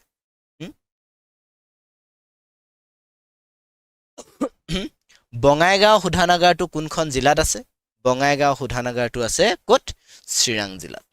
মই এটো কুৱেশ্যন আগতেও দিছো মানে আগতেও দিছো এই কুৱেশ্যনটো গতিকে বঙাইগাঁও ক'ত আছে বঙাইগাঁও শোধানাগাৰটো বৰ্তমানে চিৰাং জিলাত অৱস্থিত ঠিক আছে নেক্সট অসমৰ কোন ঠাইত সগুণ সংৰক্ষণ প্ৰজনন কেন্দ্ৰ প্ৰতিষ্ঠা কৰা হৈছিল আজি সুধিছিল এটো আজি কিবা কি ফিজিও বাবলু ফৌজি বাবলু আজি কিহৰ এক্সাম আছিলে ফৌজি বাবলু আজি কিবা এক্সাম আছিলে নেকি মই গমেই নাপাওঁ এক্সাম আছিলে কিহৰ এক্সাম আছিল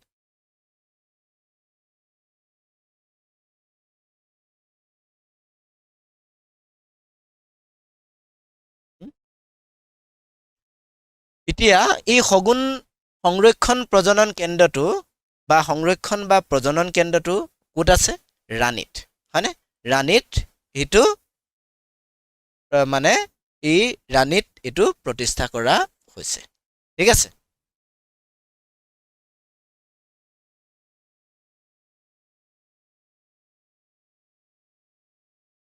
আছে অসমৰ আটাইতকৈ পুৰণি ফুটবল প্ৰতিযোগিতাখন কোনখন অসমৰ আটাইতকৈ পুৰণি ফুটবল প্ৰতিযোগিতাখন কোনখন অসমৰ আটাইতকৈ পুৰণি ফুটবল প্ৰতিযোগিতাখন দেওকন ট্ৰফি, বৰদলৈ ট্ৰফি, স্বাধীনতা কাপ নে টি আও ফুটবল টুৰ্ণামেণ্ট কোনখন? বহুতে বৰদলৈ দিছে শুদ্ধ হয় জানো বৰদলৈ? বৰদলৈ শুদ্ধ নহয়, স্বাধীনতা কাপ ফুটবল প্ৰতিযোগিতা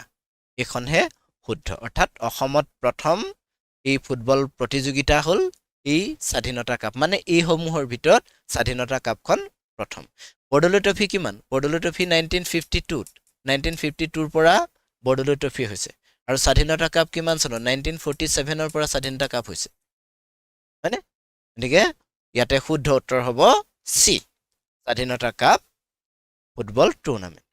ঠিক আছে, নেক্সট আহিলে অসমত কিমানটা জনগোষ্ঠীক অনুসূচিত জনজাতি ৰূপে স্বীকৃতি দিয়া আছে? বৰ্তমান অসমৰ কিমানটা জনগোষ্ঠী আছে যিকেইটা জনগোষ্ঠীক নেকি আমি কি হিচাপে? অনুসূচিত জনজাতি হিচাপে, অনুসূচিত জনজাতি হিচাপে, অৰ্থাৎ S T hills, S T planes এনেধৰণে আছে। এতিয়া কিমানটা জনগোষ্ঠীক আমি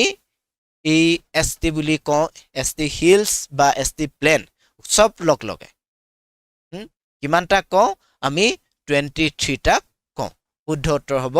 23টা। 23টা জনগোষ্ঠী হ'ল কি? বহুতে 24 দিছে, কিন্তু 24 কাৰেক্ট নহয়, 23টাহে কাৰেক্ট। চাওঁ আমি 23টা কি? 14টা তাৰে পাৰ্বত্য জিলা অৰ্থাৎ হিলছ এৰিয়া আৰু 9টা হ'ল প্লেন্স এৰিয়া। এতিয়া এই হিলছ এৰিয়াত কি আছে? কাৰ্বি, কুকি, খাচী, জয়ন্তীয়া, গাৰো, চাকমা, চিনথেং, ডিমাচা, নগা, পুই, ফাকেয়াল, মাৰ, মিজু, লাখেৰ, হাজং এইসমূহ কি হিলছ এৰিয়াৰ। আৰু প্লেন্স এৰিয়াত কি আছে? প্লেন্স এৰিয়াত তিৱা আছে, দেউৰী আছে, বড়ো আছে, মিচিং আছে, বৰ্মন আছে, মেচ আছে, ৰাভা আছে, সোণোৱাল কছাৰী আছে, হোজাই আছে। এইসমূহ কি হ'ল? এই মানে প্লেন্স, এছ টি প্লেন্স অৰ্থাৎ ভৈয়াম জনজাতিৰ লোক। ঠিক আছে, গতিকে আমি কিমানটা বুলি জানিলো? 23টা। 23টা। কেতিয়াবা এনেধৰণে আহিব পাৰে, হিলছ এৰিয়াত কিমানটা আছে? হিলছ এৰিয়াত 14টা আছে আৰু প্লেন্স এৰিয়াত কিমানটা? 9টা। প্লেন এৰিয়াত 9টা আছে। ঠিক আছে, বা কেতিয়াবা নামকেইটাও আহিব পাৰে। নেক্সট, গামোচাই কিমান চনত জি আই টেগ লাভ কৰিছে? গামোচাই জি আই টেগ লাভ কৰিছে ইতিমধ্যে, হয়নে? এতিয়া কিমান চনত জি আই টেগ লাভ কৰিছে গামোচাই? Sir A B U B cut off নিদিয়ে কিয়? A B U B cut off এতিয়া নিদিয়ে কিয়? এই কুৱেশ্যনটো মই জনাতকৈ আপোনালোকেহে বেছি জানিব লাগে, কাৰণ আপোনালোকৰ সৈতেহে বেছি যোগাযোগ আছে, হয় নাই? আমি জাষ্ট পঢ়াব লাগে, পঢ়াইছোঁ। আমাৰ সি গভৰ্ণমেণ্টৰ লগত কোনো কানেকশ্যন নাই যে কেতিয়া দিব, কিয় দিব। আপোনালোকে প্ৰশ্ন সুধিব পাৰে, আমি সুধিব নোৱাৰোঁ, গম পাইছে? গতিকে এই কুৱেশ্যনটোহে মানে কিয় দিয়া নাই? গভৰ্ণমেণ্টৰ চাগে প্ৰিপেৰেশ্যন কৰি হোৱা নাই, গম পাইছেনে? হ'ব, 2 এদিনতে দিব নিশ্চয়, দিয়াৰ লগালগ এক্সামো পাতিব চাগে। ঠিক আছে, গামোচাই কিমান চনত জি আই টেগ লাভ কৰিছে? গামোচাই কিমান চনত? 2022ত দিছে। চাওঁ আমি কিমান চনত? 2022 শুদ্ধ। 2022ত গামোচাই জি আই টেগ লাভ কৰিছে। 2007ও দিছে। 2007ত কি মুগা চিল্কে লাভ কৰিছে। মুগা চিল্কে হ'ল অসমৰ প্ৰথম জি আই টেগ লাভ কৰা মানে সামগ্ৰী, মুগা চিল্ক। কিমান চনত? 2007ত লাভ কৰিছে কিহে? মুগা চিল্কে।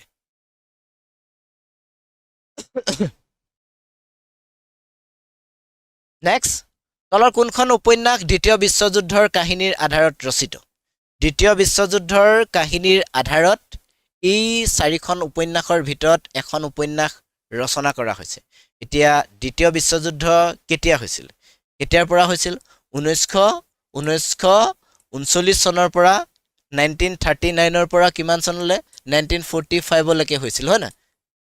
Second world war. এতিয়া এই ছেকেণ্ড ৱৰ্ল্ড ৱাৰৰ ওপৰত অসমীয়াত এখন উপন্যাস আছে। এই 4খন উপন্যাসৰ ভিতৰত এখন উপন্যাস যিখন ছেকেণ্ড ৱৰ্ল্ড ৱাৰৰ বিষয়বস্তুক লৈ ৰচনা কৰা হৈছে। আৰু এইখন ৰচনা কৰিছে কোনে? দেৱেন্দ্ৰনাথ আচাৰ্য, আৰু সেইখন হ'ল জংগম। বুজিছেনে? জংগম দেৱেন্দ্ৰনাথ আচাৰ্যই ৰচনা কৰিছে। দেৱেন্দ্ৰনাথ আচাৰ্যৰ 3খন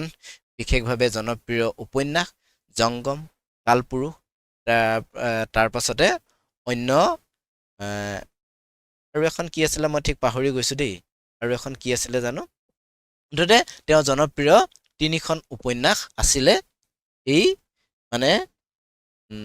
দেবেন্দ্ৰনাথ আচাৰ্যৰ ঠিক আছে নেক্সট আহিলে অসমীয়া উইকিপিডিয়া কিমান চনত মুকলি কৰা হয় উইকিপিডিয়াত আমি কি পাওঁ উইকিপিডিয়া কি উইকিপিডিয়া এখন ডিক্সনেৰী হয়নে সেই ডিক্সনেৰীখন কি এখন মানে গুগল ডিক্সনেৰী হয়নে গতিকে এই উইকিপিডিয়া এতিয়া কেতিয়াৰ পৰা অসমীয়া ভাষাত যিকোনো এটা বস্তু আমি বিচাৰিবলৈ হ'লে উইকিপিডিয়াত আমি যাব লাগিব অসমীয়া উইকিপিডিয়াত এতিয়া এই অসমীয়া উইকিপিডিয়া কেতিয়াৰ পৰা আৰম্ভ হৈছে 2000 2002 2005 নে 2007 কেতিয়াৰ পৰা অসমীয়া ভাষাত উইকিপিডিয়া এতিয়া বৰ্তমান আমি উইকিপিডিয়াত বহুতখিনি লাহে লাহে হৈ আছে আমি এতিয়া যিমানখিনি বস্তু পাইছো অহা এবছৰৰ ভিতৰত আৰু নতুন বস্তু সোমাব বুজিছানে উইকিপিডিয়া কাম কৰি আছে ৰেগুলাৰ কাম কৰি আছে উইকিপিডিয়াত নতুন নতুন বস্তু সংযোগ কৰি আছে বুজিছানে অলপ দিনৰ পাছত আমি প্ৰতিটো বিষয় আমি অসমীয়াত সাৰ্চ কৰিলেও পাম বুজিছানে ঠিক আছে কিমান চনত 2002 পৰা উইকিপিডিয়া অসমীয়া ভাষাত উইকিপিডিয়া আমি পাই আহিছো বুজিছানে উইকিপিডিয়া অসমীয়া ভাষাত পাইছো 2002 পৰা নেক্সট কোৱেশ্চন তলৰ কোনটো অসমীয়া OTT প্লেটফৰ্ম আমি নিশ্চয় জানো অভাৰ টু টপ যাৰ full form over to top হয় না OTT প্লেটফৰ্মত আমি কি কৰো আমি সিনেমা চাব পাৰো বা যিকোনো আমি চাব পাৰো হয় না OTT প্লেটফৰ্মত এতিয়া OTT প্লেটফৰ্ম আমি ডিজনি হটষ্টাৰ আজিকালি জিঅ' হটষ্টাৰ হ'ল ঠিক এনেকুৱা ধৰণে কিছুমান OTT প্লেটফৰ্ম আছে হয় না এতিয়া আমাৰ অসমীয়া কোনটো OTT প্লেটফৰ্ম এই কিটাৰ ভিতৰত Amazon Prime অসমীয়া হয়নে ৰিলডাম হয়নে ফিল্ম হয়নে কথা ছবি হয় শুদ্ধ উত্তৰ হ'ব ৰিলডামটো হ'ল অসমীয়া ভাষাত এটা অসমীয়াৰ এটা OTT প্লেটফৰ্ম বুজিছানে অসমীয়া এটা OTT প্লেটফৰ্ম হ'ল ৰিলডাম বাকি Amazon Prime বা ডিজনি হটষ্টাৰ বা জিঅ' হটষ্টাৰ এই সমূহ কি মানে সৰ্বভাৰতীয় বা বিশ্বৰ দৰবাৰত থকা কিছুমান Amazon Primeটো গোটেই ওৱৰ্ল্ডত আছে জিঅ' হটষ্টাৰটো মানে বিশেষভাৱে ইণ্ডিয়া মানে ঠিক আছে নেক্সট আহিলে কোন চনৰ পৰা অসম চৰকাৰে চুকাফা বঁটা প্ৰদান কৰি আছে চুকাফা কোন আমি ক'ব নালাগে হয়নে চুকাফা আহোমসকলৰ প্ৰথম ৰজা বুলি আমি ক'ব নালাগে আমি সকলোৱে জানো চুকাফাক যদি চিনি নাপাওঁ তেতিয়াহ'লে আমি পৰীক্ষা দিয়া কথাই নাহে এতিয়া এই চুকাফাৰ নামত অসম চৰকাৰে এটা বঁটা দি আহিছে এতিয়া এই বঁটাটো কেতিয়াৰ পৰা দি আহিছে সেইটোহে কুৱেশ্যন এই বঁটাটো অসম চৰকাৰে চুকাফাৰ নামত কেতিয়াৰ পৰা প্ৰদান কৰি আহিছে 2000 2002 নে 2005 নে 1990 পৰা আৰু ইয়াৰ প্ৰথম পোৱাজনৰ নাম জানেনে কোনোবাই শুদ্ধ উত্তৰ 2005 পৰা চুকাফা বঁটা দিয়া হৈছে আৰু প্ৰথম পোৱাজন হ'ল নটবৰ ঠক্কৰ এইটো সৰ্বভাৰতীয় পৰ্যায়ত দিয়া এটা বঁটা সৰ্বভাৰতীয় লোকক দিয়া এটা বঁটা হ'ল চুকাফা বঁটা বুজিছেনে চুকাফা আমাৰ অসমৰ পৰা শংকৰদেৱ বঁটা হওক বা চুকাফা বঁটা হওক এই সৰ্বভাৰতীয় পৰ্যায়ত দিয়া একোটা বঁটা ঠিক আছে নেক্সট বৰ্তমান অসম আৰক্ষীৰ সঞ্চালক প্ৰধানগৰাকীৰ নাম কি বৰ্তমান অসম আৰক্ষীৰ বৰ্তমানে সঞ্চালক প্ৰধান কোনে কৰি আছে জিপি সিঙে কৰি আছে ভাস্কৰ জ্যোতি মহন্ত পাৰ্থসাৰথী মহন্ত নে হৰমিত সিং কোন বৰ্তমান সময়ত আমি এই ডিজিপি অসম পুলিচৰ ডিজিপি হিচাপে ডাইৰেক্টৰ অফ জেনেৰেল কাক কোনে দায়িত্বভাৰ গ্ৰহণ কৰিছে এতিয়া শেহতীয়াকৈ জিপি সিং যোৱাৰ পিছত হৰমিত সিং হয়নে হৰমিত সিঙে বৰ্তমান ডিজিপি হিচাপে কাৰ্যভাৰ গ্ৰহণ কৰিছে ঠিক আছে শুদ্ধ উত্তৰ হ'ব ডি হৰমিত সিং নেক্সট আহিলে সুধাকণ্ঠ ভূপেন হাজৰিকাৰ মৃত্যু হৈছিল সুধাকণ্ঠ ভূপেন হাজৰিকা মৃত্যু কেতিয়া হৈছিল 2011 চনত হয়নে 2011 চনত ভূপেন হাজৰিকাৰ মৃত্যু হৈছিল এতিয়া এই ভূপেন হাজৰিকা ক'ত মৃত্যু হৈছিল কোনখন চিকিৎসালয়ত মৃত্যু হৈছিল সেইটো লাগে গুৱাহাটী চিকিৎসা মহাবিদ্যালয়ত মৃত্যু হৈছিল নে মুম্বাই কোকিলাবেন ধীৰুভাই আম্বানী চিকিৎসা মহাবিদ্যালয়ত নে চেন্নাই এপোলো হস্পিটেলত নে দিল্লী এইমছত ক'ত মৃত্যু হৈছিল ভূপেন হাজৰিকা আগতেও এই বিষয়ত আমি আলোচনা কৰিছো এডিআৰই যিসকলে প্ৰিপাৰেচন কৰিছিলে এডিআৰিত আমি এই কুৱেশ্যনটো ডিছকাশ্যন কৰিছিলোঁ এডিআৰিত যিসকলে প্ৰিপেৰেশ্যন কৰি আছে তেওঁলোকে আছাম পুলিচ মানে প্ৰিপেৰেশ্যন যদি কৰি আছে তেওঁলোকৰ কাৰণে বহুতখিনি সহজ হ'ব কাৰণ এডিআৰি আমি বহুতখিনি যিহেতু গম পালোঁ পুনৰ আকৌ আমি সেই একেবোৰ বিষয়বস্তুৱে আমি পঢ়িব লাগিব ঠিক আছে শুদ্ধ উত্তৰ মুম্বাই কোকিলাবেন ধীৰুভাই আম্বানী চিকিৎসালয়ত এই ভূপেন হাজৰিকা মৃত্যু হৈছিল হয়নে নেক্সট আহিলে অসমৰ কোন দুটা জনগোষ্ঠীৰ মাজত ঝুম খেতি আৰু খাপ খেতি পৰম্পৰা আছে অসমৰ কোন দুটা জনগোষ্ঠী যি দুটা জনগোষ্ঠীৰ মাজত নেকি কি আছে ঝুম খেতি আৰু খাপ খেতি ঝুম খেতি মানে আমি গম পাওঁনে এতিয়া ফাগুন মাহতকৈ আগতেই আচলতে হাবি বন কাটি একদম মানে হেৰি কৰি থয় এতিয়া ফাগুন মাহত খুব খৰাং মানে খুব সোনকালে বস্তুবোৰ শুকায় গতিকে এতিয়া ডালপাতবোৰ শুকাব এতিয়া একদম তাত জুই লগাই গোটেই সেই মুকলাই তাতে গুটি দি এতিয়া এই খেতি কৰে বুজিছেনে এই ফাগুন মাহটো খুব গুৰুত্বপূৰ্ণ ঝুম খেতিৰ কাৰণে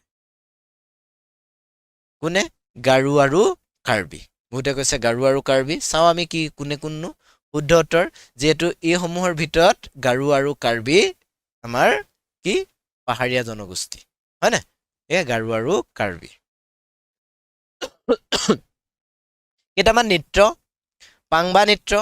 হানাঘোৰা নৃত্য ধাওৰা নৃত্য হামজাৰ নৃত্য আদি নৃত্য কোন জনগোষ্ঠীৰ পৰম্পৰাগত নৃত্য এই নৃত্যকেইটা কোন জনগোষ্ঠীৰ মাজত আমি দেখিবলৈ পাইছোঁ এই নৃত্যকেইটা আমি কোন জনগোষ্ঠীৰ মাজত দেখিবলৈ পাইছোঁ পৰম্পৰাগত নৃত্য কোন জনগোষ্ঠী বড়ো ৰাভা কাৰ্বি নে গাৰোৰ এই নৃত্যকেইটা কোন জনগোষ্ঠী যোগেন ৰাভাই কৈছে যে ৰাভা জনগোষ্ঠী অৰ্থাৎ ৰাভাই কৈছে যেতিয়া যোগেন ৰাভা যিহেতু ৰাভা জনগোষ্ঠীৰে লোক গতিকে নিশ্চয় ৰাভা জনগোষ্ঠীৰে হ'ব চাগে হয়নে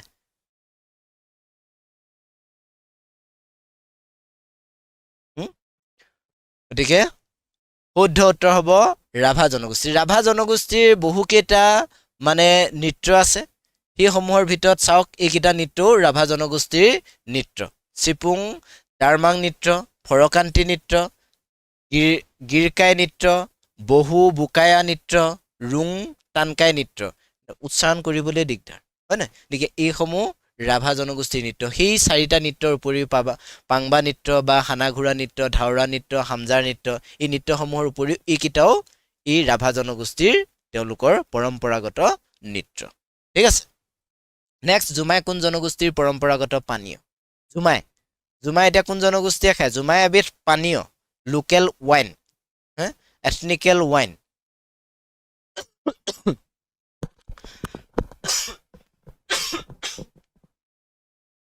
এতিয়া এই জুমাই কোন জনগোষ্ঠীৰ পৰম্পৰাগত নৃত্য কোনে দেউৰী কৈছে দেউৰী নহয় দেউৰী চুজে দেউৰীসকলৰ লোকেল ৱাইনবিধৰ নাম হ'ল চুজে গম পাইছেনে ইয়াতে শুদ্ধ উত্তৰ হ'ব কি শুদ্ধ উত্তৰ চাওঁ আমি কি বড়োসকলৰ এই লোকেল ৱাইনবিধক আমি কি বুলি কওঁ জুমাই বুলি কওঁ ঠিক আছে বড়োসকলক জুমাই বুলি কয় এতিয়া এই আমাৰ অসমৰ কিছুমান জনগোষ্ঠীয় নিজা এই ৱাইনবোৰৰ নিজা নাম আছে গাৰুৱে চু বুলি কয় জু বুলিও কয় গাৰু জনগোষ্ঠীয়ে কাৰ্বিসকলে হাৰলং বা হৰলাং বুলি কয় কাৰ্বি জনগোষ্ঠীয়ে ঠিক তেনেধৰণে মিচিংসকলে আপং বুলি কয় এই আপং আকৌ চাই আপং বা পৰ বুলি কয় আকৌ বগামদকি নগিন আপং বুলি কয় গতিকে মিচিং জনগোষ্ঠীয়ে আপং বুলি কয় ঠিক আছে ঠিক তেনেধৰণে দেউৰীসকলে চুজে আহোমসকলে সাজ বা ৰহি সাজৰ আকৌ দুটা ভাগ ৰহি সাজ আৰু চেপা সাজ গম পাইছেনে এইবোৰ আমি লোকেল ৱাইন আমি আজিকালি ৱাইন শ্বপৰ ৱাইনহে চিনি পাওঁ চাগে হয় না লোকেল ৱাইন শ্বপৰ সি কি ব্ৰেণ্ড আছে কি ব্ৰেণ্ড আছে সেই ব্ৰেণ্ডকেইটা জানো গতিকে এইবোৰ আমাৰ লোকেল ব্ৰেণ্ড বুজিছেনে এই লোকেল ব্ৰেণ্ডবোৰ আমি মনত ৰাখিব লাগিব আমাৰ এক্সামৰ কাৰণে সেই হেৰিৰ ব্ৰেণ্ডবোৰৰ নাম নাহে গম পাইছেনে ৱাইন শ্বপত থকা ব্ৰেণ্ডবোৰৰ নাম পৰীক্ষাত নাহে আহিব আমাৰ এই লোকেল ব্ৰেণ্ডবোৰৰ নাম আমি লোকেল ব্ৰেণ্ডবোৰৰ নাম মনত ৰাখিব লাগিব ঠিক আছে নেক্সট মিচিং জনগোষ্ঠী দলুং ডবুৰ পূজা কোন মাহত পালন কৰা মিচিং জনগোষ্ঠীৰ এটা ধৰ্মীয় উৎসৱ হ'ল কি ডবুৰ এতিয়া এই ডবুৰ পূজা তেওঁলোকৰ মানে ব্যক্তিগতভাৱে পালন কৰা হয় আৰু গোটেই সামাজিকভাৱে গাঁওভাৱে দলুং মানে গাঁওক বুজোৱা হয় দলুং ডবুৰ অৰ্থাৎ গাঁওখনে ডবুৰ কেতিয়া গোটেই মিচিং জনগোষ্ঠীয়ে এটা মাহত পাতে তেওঁলোকৰ পৰম্পৰাগত এই ডবুৰ পূজা কোনো কাৰণ নহ'ল মাত্ৰ অপায় অমংগল নহবৰ কাৰণে জাতিটো অপায় অমংগল নহবৰ কাৰণে গাঁওখন অপায় অমংগল নহবৰ কাৰণে এই মাহটোত পালন কৰে সেই মাহটো হ'ল জেঠ মাহত আপোনালোকে মিচিং গাঁৱলৈ গ'লে অকণমান সাৱধান কাৰণ জেঠ মাহত যিকোনো বাৰত মিচিং সেই গাঁওভেদে তেওঁলোকৰ নিজা সুবিধা অনুসৰি ডেটটো ঠিক কৰি গাঁওখনত কি পাতে ডবুৰ পাতে আৰু সেই ডবুৰত আপুনি যদি ৰাতিপুৱা সোমায় তেতিয়াহ'লে দিনটো ওলাই আহিব নোৱাৰে অৱশ্যে আজিকালি অকণমান শিথিল হৈছে আজিকালি শিথিল হোৱাৰ কাৰণটো হ'ল সেই গাঁওখনৰ মাজেৰে যিহেতু কিছুমান হাইৱে গৈছে ষ্টেট হাইৱে গৈছে বা এনেকুৱা ধৰণৰ অকণমান গুৰুত্বপূৰ্ণ অলপ ব্যস্ত পথ গৈছে সেই পথবোৰ চিকিৎসা কাৰণ বা বিভিন্ন কাৰণত আমি ইফালে সিফালে জৰুৰী কামত যাবলগীয়া হয় গতিকে তেওঁলোকক আজিকালি বন্ধ কৰে গতিকে ৰাস্তাটো খোলা ৰাখে আজিকালি আৰু শিক্ষানুষ্ঠান বহুত কলেজ বিদ্যালয় এনেকুৱাবোৰো যেতিয়া তেতিয়া বন্ধ দিব নোৱাৰে এক্সাম থাকে হয়নে গতিকে আজিকালি অকণমান নিয়ম কানুন শিথিল হৈছে এই শুদ্ধ উত্তৰ হ'ব জেঠ মাহত মিচিংসকলে জেঠ মাহত দলুং ডবুৰ পাতে ঠিক আছে নেক্সট বৰ্তমানে তলৰ কোন জনগোষ্ঠীয়ে মৃতদেহ দাহ নকৰে কোন জনগোষ্ঠীয়ে মৃতদেহ দাহ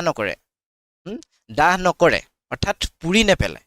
কোন জনগোষ্ঠীয়ে এই চাৰিটা জনগোষ্ঠীৰ ভিতৰত এটা জনগোষ্ঠীয়ে মৃতদেহ দাহ নকৰে কি কৰে কবৰ দিয়াৰ দৰে তেওঁলোকৰ এটা নিজা জনগোষ্ঠীয় ৰীতি নীতি অনুসৰি তেওঁলোকে সৎকাৰ কৰে এতিয়া কোন জনগোষ্ঠীয়ে দাহ নকৰাকে সৎকাৰ কৰে কোন জনগোষ্ঠীয়ে কৰে মিচিং জনগোষ্ঠীয়ে বৰ্তমান সময়ত তেওঁলোকে এই মৃতদেহ কি নকৰে জ্বলাই নিদিয়ে চিতাত নুতুলে তেওঁলোকৰ চিতা বেলেগ তেওঁলোকৰ পৰম্পৰাগত প্ৰাচীন কালৰ পৰা চলি আহিছে তেওঁলোকে সেই পৰম্পৰা অনুসৰি তেওঁলোকে সৎকাৰ কৰে ঠিক আছে গতিকে শুদ্ধ উত্তৰ হ'ব ডি নেক্সট হলেশ্বৰ মন্দিৰ কোনে পুনৰ নিৰ্মাণ কৰিছিল হলেশ্বৰ মন্দিৰ ক'ত আছে কোনোবাই জানেনে এই হলেশ্বৰ মন্দিৰক কোনে পুনৰ নিৰ্মাণ কৰিছিল হলেশ্বৰ মন্দিৰ পুনৰ নিৰ্মাণ কোনে কৰিছিল চাওঁ আমি ৰুদ্ৰসিংহই হয় নাই ৰুদ্ৰসিংহই হলেশ্বৰ মন্দিৰ পুনৰ নিৰ্মাণ কৰিছিল ঠিক আছে নেক্সট কুৱেশ্যন ৰাষ্ট্ৰীয় উদ্যান ৰূপে তলৰ কোনখনে 50 বছৰ সম্পূৰ্ণ কৰিলে ৰাষ্ট্ৰীয় উদ্যান হিচাপে স্বীকৃতি দিয়া 50টা বৰ্ষ পাৰ হ'ল কোনখন ৰাষ্ট্ৰীয় উদ্যান কাজিৰঙা ৰাষ্ট্ৰীয় উদ্যান মানস ৰাষ্ট্ৰীয় উদ্যান নে ওৰাং ৰাষ্ট্ৰীয় উদ্যান নে নামেৰি ৰাষ্ট্ৰীয় উদ্যান আমি এইটো সহজ কুৱেশ্যন কাজিৰঙা হয় নাই কাজিৰঙা যিহেতু এই ৰাষ্ট্ৰীয় উদ্যানসমূহৰ ভিতৰত আটাইতকৈ মানে পুৰণি ৰাষ্ট্ৰীয় উদ্যানখনেই হ'ল কাজিৰঙা কাজিৰঙা ৰাষ্ট্ৰীয় উদ্যানেই হ'ল এই 50 বছৰ পাৰ কৰিলে কিমান চনত 2024ত 50 বছৰ পাৰ কৰিলে ঠিক আছে নেক্সট ৰত্নপুৰত কোন জনগোষ্ঠীয়ে ৰাজধানী স্থাপন কৰিছিল ৰত্নপুৰ নামৰ ঠাইখন এটা জনগোষ্ঠীৰ মানে জনপ্ৰিয় এখন ৰাজধানী আছিল এতিয়া এই ৰত্নপুৰ কোন জনগোষ্ঠীৰ ৰাজধানী আছিল কোন জনগোষ্ঠীয়ে ৰত্নপুৰত ৰাজধানী স্থাপন কৰিছিল আহোম কোচ চুতীয়া নে কছাৰীসকলে শুদ্ধ উত্তৰ হ'ব চুতীয়া এটা সময়ত চুতীয়া ৰত্নধ্বজ পাল বুলি এজন চুতীয়াসকলৰ শ্ৰেষ্ঠ ৰজা বুলি কোৱা হয় ৰত্নধ্বজ পাল এই ৰত্নধ্বজ পালে এই ৰত্নপুৰত কি স্থাপন কৰিছিল ৰাজধানী স্থাপন কৰিছিল গম পাইছেনে ৰাজধানী আমি এনেধৰণে জনগোষ্ঠীসমূহ যিসমূহ ৰাজধানী ধৰক আহোম জনগোষ্ঠীৰ কি ৰাজধানী আছিলে ক'ত স্থাপন কৰিছিলে কোনজন ৰজাই স্থাপন কৰিছিলে এনেকুৱা ধৰণে আমি জানিব লাগে ঠিক আছে গতিকে চুতীয়া জনগোষ্ঠীৰ এই ৰত্নপুৰ চুতীয়া জনগোষ্ঠীৰ এটা সময়ৰ ৰাজধানী আছিল নেক্সট অসমৰ আটাইতকৈ পৰিষ্কাৰ গাঁও ৰূপে স্বীকৃতি লাভ কৰা গোৱালপাৰা ৰাংচাপাৰা নামৰ গাঁওখনৰ তলৰ কোনটো জনগোষ্ঠীয়ে বাস কৰে অসমৰ আটাইতকৈ পৰিষ্কাৰ গাঁও ক'ত আছে গোৱালপাৰাত আছে গাঁওখনৰ নাম হ'ল কি ৰাংচাপাৰলৈ কোনোবা গৈছে নি এইখন আটাইতকৈ পৰিষ্কাৰ গাঁও বুলি কোৱা হয় হুম? এই গাঁওখনত এটা জনগোষ্ঠীয়ে বসবাস কৰে কোন জনগোষ্ঠীয়ে বসবাস কৰে কাৰ্বি ৰাভা গাৰো নে বড়ো কোন জনগোষ্ঠীয়ে বসবাস কৰে বহুতে কৈছে ৰাভা বহুতে কৈছে গাৰো চাওঁ আমি কিহেনো বসবাস কৰে গাৰোসকলে বসবাস কৰে গোৱালপাৰাৰ এই ৰাংচাপাৰাত গাৰোসকলে বসবাস কৰে গতিকে এইখন এখন অসমৰ ভিতৰত পৰিষ্কাৰ গাঁও গম পাইছে পৰিষ্কাৰ গাঁও ঠিক আছে গতিকে শুদ্ধ উত্তৰ হ'ব চি নেক্সট কুৱেশ্যন অসমত তলৰ কোনবিধ সম্পদ উৎপাদনত ভাৰতৰ ভিতৰত প্ৰথম মানে ভাৰতত আটাইতকৈ বেছি উৎপাদন হোৱা এই চাৰিটাৰ ভিতৰত এটা সামগ্ৰী ভাৰতত আটাইতকৈ বেছি উৎপাদন হয় কোনটো কোনটো ধান উৎপাদন হয় খাৰুৱা তেল উৎপাদন হয় ঘেঁহু উৎপাদন হয়নে বাঁহ উৎপাদন হয় কোনটো আটাইতকৈ বেছি উৎপাদন হয় বহুতে দিছে বেম্বো যিসকলে বেম্বো দিছে শুদ্ধ হৈছে অৰ্থাৎ বাঁহ উৎপাদনত আটাইতকৈ বেছি মানে অসম ভাৰতবৰ্ষৰ ভিতৰত আটাইতকৈ অসমতে বেছি বাঁহ উৎপাদন হয় ঠিক আছে গতিকে শুদ্ধ উত্তৰ হ'ব ডি শুদ্ধ উত্তৰ খাৰুৱা তেল অসমত উৎপাদন হয় যদিও খাৰুৱা তেলৰ ক্ষেত্ৰত অসম প্ৰথম নহয় ঠিক আছে নেক্সট আহিলে গুণোৎসৱ কোন চনৰ পৰা আৰম্ভ হৈছে গুণোৎসৱ কি অসমৰ বিদ্যালয়সমূহক মূল্যাংকন কৰা এটা পদ্ধতি এটা উৎসৱ গতিকে এই গুণোৎসৱ অসমত হৈ আছে যোৱা কেইবাটাও বছৰ এতিয়া এই গুণোৎসৱ পোনপ্ৰথমে আৰম্ভ কিমান চনত হৈছিল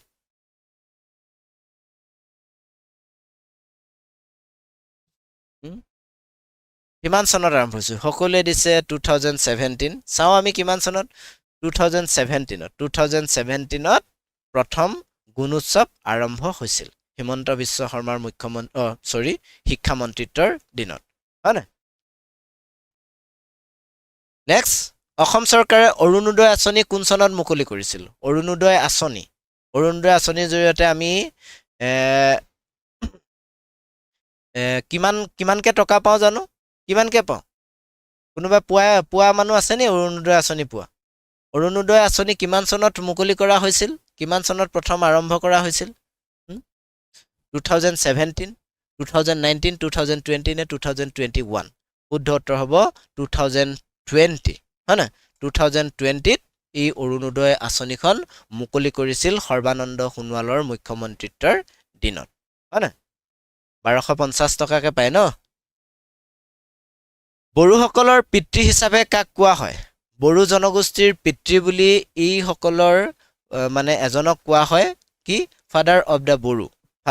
বড়ো বুলি কোনজন ব্যক্তিক কোৱা হয় হিতানাথ ব্ৰহ্মচৌধুৰীক কোৱা হয় উপেন্দ্ৰনাথ ব্ৰহ্মক কোৱা হয় বা গোবিন্দ নাৰ্জাৰীক কোৱা হয় জয়ভদ্ৰ হাগজিৰাক কোৱা হয় আৰু অসমৰ ছাত্ৰ দিৱস বুলি এটা দিৱস পালন কৰে কাৰ নামত এই উপেন্দ্ৰনাথ ব্ৰহ্মৰ নামত হয় নাই এইটো কুৱেশ্যন আহি গৈছে যোৱা টেট পৰীক্ষাত আহি গৈছে যে মানে অসম ছাত্ৰ দিৱস তলৰ কোনজন ব্যক্তিৰ নামত উদযাপন কৰা হয়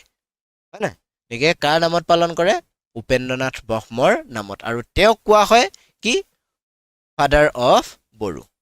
ঠিক আছে ফাদাৰ অফ বড়ো বুলি কোৱা হয় নেক্সট আহিলে অসমত প্ৰাচীন কালত তলৰ কোনবিধ সামগ্ৰীৰে বস্তু ওজন কৰা হৈছিল বস্তু জুখিবৰ কাৰণে এতিয়া আমি ইলেক্ট্ৰনিক ৱেট মেচিন বা তাৰ আগতো দগাপালা ব্যৱহাৰ কৰা হৈছিল এতিয়া তাৰ আগত আমি কি ব্যৱহাৰ কৰিছিলোঁ ৰুদ্ৰাং ব্যৱহাৰ কৰিছিলোঁ দুনৰি ব্যৱহাৰ কৰিছিলোঁ দোন ব্যৱহাৰ কৰিছিলোঁ নে পেৰা ব্যৱহাৰ কৰিছিলোঁ আমি কোনটো সামগ্ৰী ব্যৱহাৰ কৰিছিলোঁ ৰুদ্ৰাং দুনৰি দোন নে পেৰা ঠিকে শুদ্ধ উত্তৰ হ'ব কি দোন হয়নে দোন ব্যৱহাৰ কৰা আছিল এদোন ধান দুদোন ধান দুদোন মাহ বিনিময় প্ৰথা কৰিবৰ কাৰণে এই দোনটো সেই সময়ত ব্যৱহাৰ কৰা আছিল প্ৰাচীন বৰ্তমান সময়তো দোন আমি ক'ৰবাত গাঁৱৰ সমাজত দেখিছোঁ গম পাইছেনে কিন্তু হ'লেও খুব কম বাকী পেৰা আমি জানো পেৰা বৰ্তমানৰ বাকচৰ যি কাম সেই সময়ত আগতে আছিল পেৰাৰ সেইটো কাম কাঠৰ এটা বাকচ কাঠৰ বা বাঁহৰো ক'ৰবাত পেৰা দেখা যায় হয়নে দুনৰি বিবাহত ব্যৱহাৰ কৰা এটা সামগ্ৰী হয়নে দুনৰি এটি মাটিৰ বা কাঁহ পিতলৰ পাত্ৰ হয়নে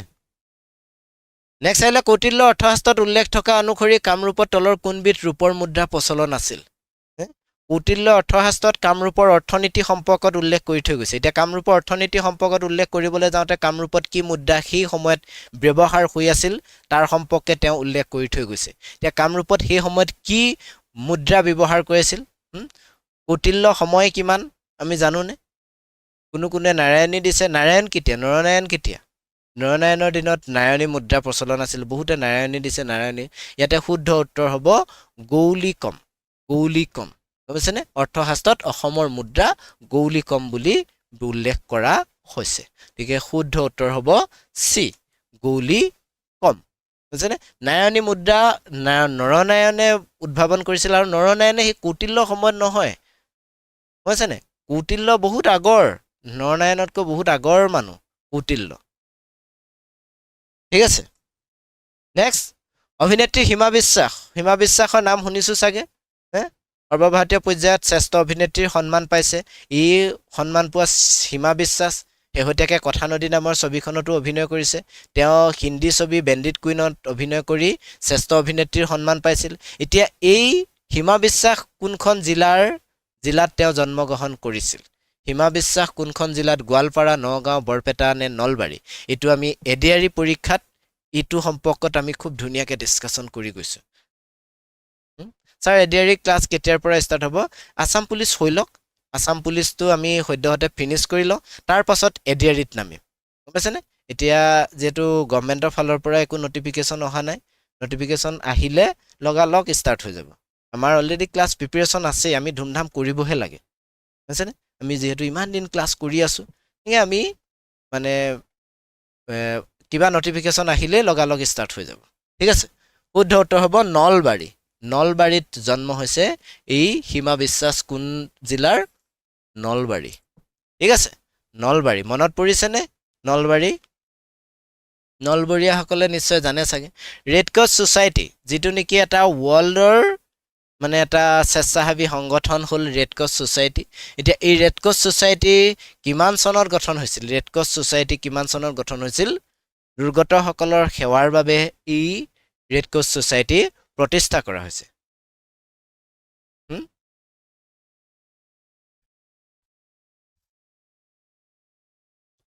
ৰেড ক্ৰছ ছ'চাইটি কিমান চনত গঠন হৈছে 2023 2023 অপশ্যনত নাই কিমান চনত 1863 ৰেড ক্ৰছ ছ'চাইটি ফৰ্ম হৈছে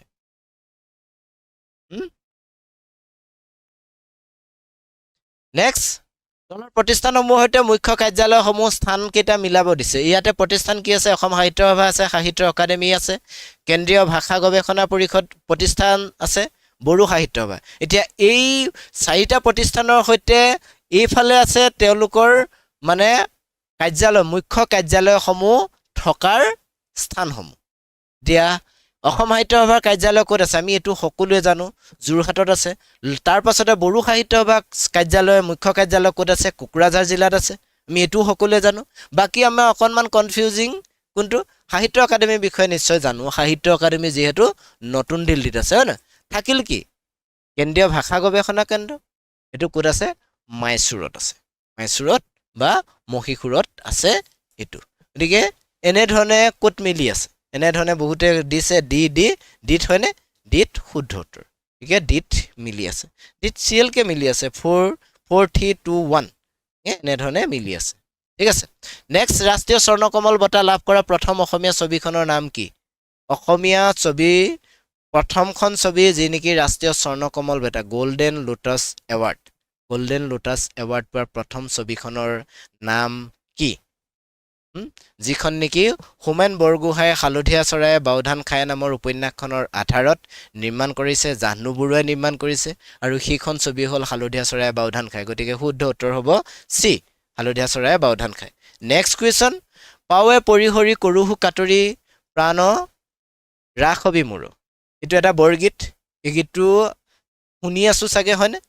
এইটো আমি বৰগীতটো শুনোৱেই এই বৰগীতটোতো নুশুনা কোনো মানুহ নাই সকলোৱে মুখে এতিয়া এই বৰগীতটোৰ লেখক কোন এই বৰগীতটোৰ লেখক শংকৰদেৱ মাধৱদেৱ হৰিদেৱ নে দামোদৰদেৱ আমি এই দুজন চাবলগীয়া নাই এই দুজন হৰিদেৱ দামোদৰদেৱে বৰগীত ৰচনা কৰিছে যদিও তেওঁলোকৰ উল্লেখযোগ্য বৰগীত আমি মনত ৰাখিবলগীয়াকৈ বৰগীত নাই হয় না এইটো শুদ্ধ উত্তৰ হ'ব শংকৰদেৱে ৰচনা কৰিছে বহুতে কিন্তু মাধৱদেৱ দিছে শুদ্ধ উত্তৰ হ'ব শংকৰদেৱে পাৱে পৰিহৰি কৰো হুকাতৰি প্ৰাণৰা সবিমূৰ ঠিক আছে নেক্সট লেণ্ড অফ গোল্ড বুলি কোনখন ৰাজ্যক কোৱা হয়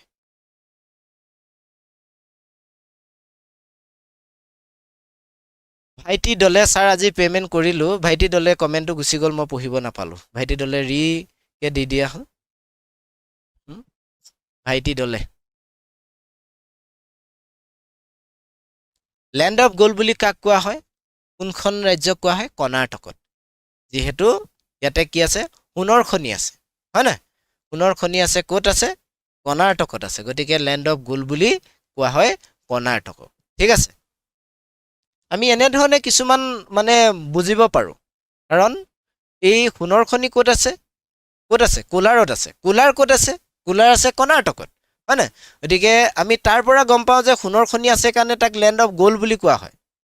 হয় না এনেকুৱা ধৰণে আমি কিছুমান মানে ক'ব পাৰোঁ মানে ধৰিব পাৰোঁ নেক্সট আহিলে 2011 যি চেঞ্চাছ এই 11 চেঞ্চাছ অনুসৰি এই একাধিক্ৰমে মিলাব লাগে ভাইটি দলে ছাৰ আজি ৰাতি পে'মেণ্ট কৰিলে অহা কাইলৈৰ পৰা ক্লাছ ল'ব পাৰিমনে নিশ্চয় পাৰিব এপত যদি মানে পে' কৰে তেতিয়াহ'লে লগালগ চাব পাৰিব ঠিক আছে এপত পে' কৰিলে লগালগ চাব পাৰিব কিন্তু লাইভ ক্লাছ ধৰক কাইলৈৰ পৰা হ'ব কাইলৈৰ পৰা লাইভ ক্লাছে পাব আৰু এইটো আচলতে কি কেছ কোৰ্চটো ল'লে মানে আগৰ ৰেকৰ্ডেডখিনি নাপাব আগৰ ৰেকৰ্ডেড যিখিনি কেছ কোৰ্চ হ'লে এতিয়া নতুনকৈ ষ্টাৰ্ট হ'ব নতুনৰ পৰা পুনৰ ক্লাছখিনি ষ্টাৰ্ট হ'ব কেছ কোৰ্চৰ ঠিক আছে নতুনখিনিহে পাব এতিয়া এইটো হ'ল অসমীয়া বাংলা বড়ো মিচিং গতিকে শুদ্ধ উত্তৰ হ'ব কি বি শুদ্ধ উত্তৰ হ'ব হয় নাই বি শুদ্ধ উত্তৰ ইয়াত আটাইতকৈ সৰহ সংখ্যক মানুহ আছে অসমীয়া আটাইতকৈ বেছি সংখ্যক লোকে কয় তাৰ পাছত বাংলা ভাষা কয় দ্বিতীয় 2011 চনৰ যি চেঞ্চাছ তাৰ পাছত বড়ো ভাষা কয় তাৰ পাছত মিচিং ভাষা কয় গম পাইছেনে মিচিং ভাষা এনেধৰণে ইয়াতে মিচিং নাহি বা বড়ো নাহি বেলেগো আহিব পাৰে হয় নাই আটাইতকৈ বেছি আছে অসমীয়া ভাষা কোৱা লোক নিম্নলিখিত ব্যক্তিসকলৰ ভিতৰত অসমৰ প্ৰথম দৈনিক বাতৰি কাকতখনৰ নাম কি দৈনিক বাতৰি এই দৈনিক বাতৰি কাকতখনৰ প্ৰকাশক কোন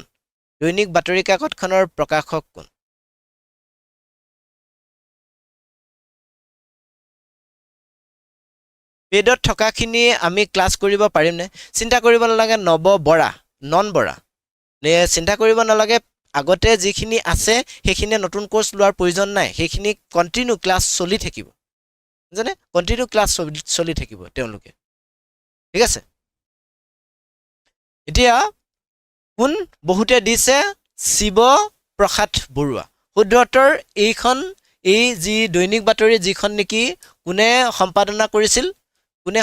নীলমণি ফুকনৰ সম্পাদনাত 1935ত যি প্ৰথম দৈনিক বাতৰিখন ওলাইছিল 1935ত এইখনৰ প্ৰকাশক কোন আছিল মালিক কোন আছিল এই শিৱপ্ৰসাদ বৰুৱা ইয়াৰ সম্পাদক কিন্তু কোন আছিল সম্পাদক আছিল নীলমণি ফুকন আছেনে পাগমিবৰ নীলমণি ফুকন ঠিক আছে নেক্সট আহিলে শংকৰদেৱে কাৰ অনুৰোধত ৰামবিজয় নাটখন লিখিছিল ৰামবিজয় নাটখন শংকৰদেৱৰ শেষ ৰচনা এই শংকৰদেৱৰ এই শেষ ৰচনাখন এতিয়া কাৰ অনুৰোধত তেওঁ কাৰোবাৰ অনুৰোধত ৰচনা কৰিছিল নৰনাৰায়ণ মাধৱ কন্দলী মাধৱদেৱ নে বীৰ চিলাৰায় কাৰ অনুৰোধত এইখন ৰচনা কৰিছিল বীৰ চিলাৰায় অনুৰোধত এইখন ৰচনা কৰিছিল তেওঁ বাকী গুণমালাখনহে নৰনাৰায়ণৰ বুলি মানে সম্পন্ন কৰিছিল গুণমালাখন নৰনাৰায়ণৰ অনুৰোধ মৰ্মে সম্পন্ন কৰিছিল কিন্তু গুণমালাখনৰ বহুখিনি অংশ এই নৰনাৰায়ণক লগ পোৱাৰ আগতেই ৰচনা কৰিছিল মাত্ৰ সম্পন্নহে কৰিছিল শেষ কৰিছিল এই নৰনাৰায়ণৰ অনুৰোধত ঠিক আছে শুদ্ধ উত্তৰ হ'ব পীৰ চিলাৰায়ে অনুৰোধত ৰাম বিজয় শংকৰদেৱৰ শেষ ৰচনা শেষ নাটক বুলি ক'ব পাৰে অংকীয়া নাট শেষ অংকীয়া নাট হ'ল ৰাম বিজয় তাৰ পাছত শেষ ৰচনা যে ৰাম বিজয়ৰ পাছত শংকৰদেৱে আৰু একো ৰচনা কৰা নাই ঠিক আছে নেক্সট শংকৰদেৱৰ লগত মাধৱদেৱৰ কেতিয়া দেখা হৈছিল শংকৰদেৱ আৰু মাধৱদেৱৰ সংযোগ হৈছিল মণিকাঞ্চন সংযোগ এই সংযোগক লক্ষ্মীনাথ বেজবৰুৱাই মণিকাঞ্চন সংযোগ বুলি কৈছে এতিয়া এই সংযোগ কিমান চনত হৈছিল কিমান চনত শংকৰদেৱ মাধৱদেৱে সেই ধুৱাহাট বেলগুৰি সত্ৰত দেখা দেখি হৈছিল কিমান চনত 1522 খ্ৰীষ্টাব্দত বহুতে দিছে শুদ্ধ উত্তৰ 1522 খ্ৰীষ্টাব্দত শংকৰদেৱ আৰু মাধৱদেৱৰ দেখা দেখি হৈছিল ঠিক আছে নেক্সট কুৱেশ্যন অসমৰ জিলাবোৰৰ পূবৰ পৰা পশ্চিমলৈ সজাওক পূবৰ পৰা পশ্চিমলৈ একেবাৰে পূবত থকা জিলাখন প্ৰথম ৰাখক তাৰ পাছত ক্ৰমান্বয়ে আমি পশ্চিমলৈ পশ্চিমবংগৰ ফালে আহি থাকক পশ্চিমলৈ আহি থাকক একাধিক্ৰমে সজায় এতিয়া আটাইতকৈ পূবত এইসমূহ জিলাৰ ভিতৰত কি আছে এই থকা কিখনৰ ভিতৰত সজাব লাগে দেই একেবাৰে পূবত শিৱসাগৰ নাই বেলেগ আছে কিন্তু ইয়াত থকা সমূহৰ ভিতৰত কোন আহিব শিৱসাগৰ আহিব শিৱসাগৰৰ পিছত আমি কলৈ যাম বৰাক ভেলীলৈ যামগে কাছাৰখন পৰিব তাৰ পিছত আমি কলৈ যাম তাৰ পিছত কামৰূপ মহানগৰ পাম কামৰূপ মহানগৰ পিছতহে আমি নলবাৰী পাম হয়নে গতিকে এনেধৰণে আমি যাব পাৰোঁ গতিকে প্ৰথম আহিব 2 আহিব তাৰ পিছত আহিব 1 আহিব 2 1 তাৰ পিছত আহিব 4 আহিব তাৰ পিছত আহিব 3 গতিকে এটোৱে মেবি শুদ্ধ হ'ব শুদ্ধ এটোৱে ঠিক আছে এনেধৰণে আমি জিলাসমূহৰ আমাৰ অসমৰ মেপখন আমাৰ চকুৰ আগত ভাহি থাকিব লাগিব তেতিয়াহে আমি পৰীক্ষা যিকোনো পৰীক্ষাত আমি মানে পাছ কৰিব পাৰিম এয়া প্ৰশ্নটো পূবৰ পৰা পশ্চিমলৈ দিছে কেতিয়াবা পশ্চিমৰ পৰা পূবলৈ দিব পাৰে গম পাইছেনে কেতিয়াবা পশ্চিমৰ পৰা পূবলৈ দিব পাৰে আমি এনেধৰণে আমি মনত ৰখাটো খুবেই প্ৰয়োজন নেক্সট অসমৰ নিম্নলিখিত ঐতিহাসিক বা পৰ্যটনস্থলীসমূহৰ সৈতে জিলাসমূহ মিলাব লাগে এতিয়া ঘুগুহা দৌল এই ঘুগুহা দৌল আহোম শাসনৰ দিনত নিৰ্মাণ কৰা এটা দৌল এই ঘুগুহা দৌলটো ক'ত আছে পথৰুঘাটৰ যি ৰণ হৈছিল পথৰুঘাট আমি সকলোৱে জানো পথৰুঘাট তেতিয়া কিমান চনত হৈছিল বা পথৰুঘাট ক'ত আছিল পথৰুঘাট আমি সকলোৱে জানো ক'ত আছে দৰঙত আছে পথৰুঘাট হাৰহি দেৱালয় আমাৰ লখিমপুৰ জিলাত আছে বা ঘুগুহা দৌল ধেমাজিত আছে হাৰহি দেৱালয় লখিমপুৰত আছে বা বাকি বাদুলি খুৰুং ক'ত আছে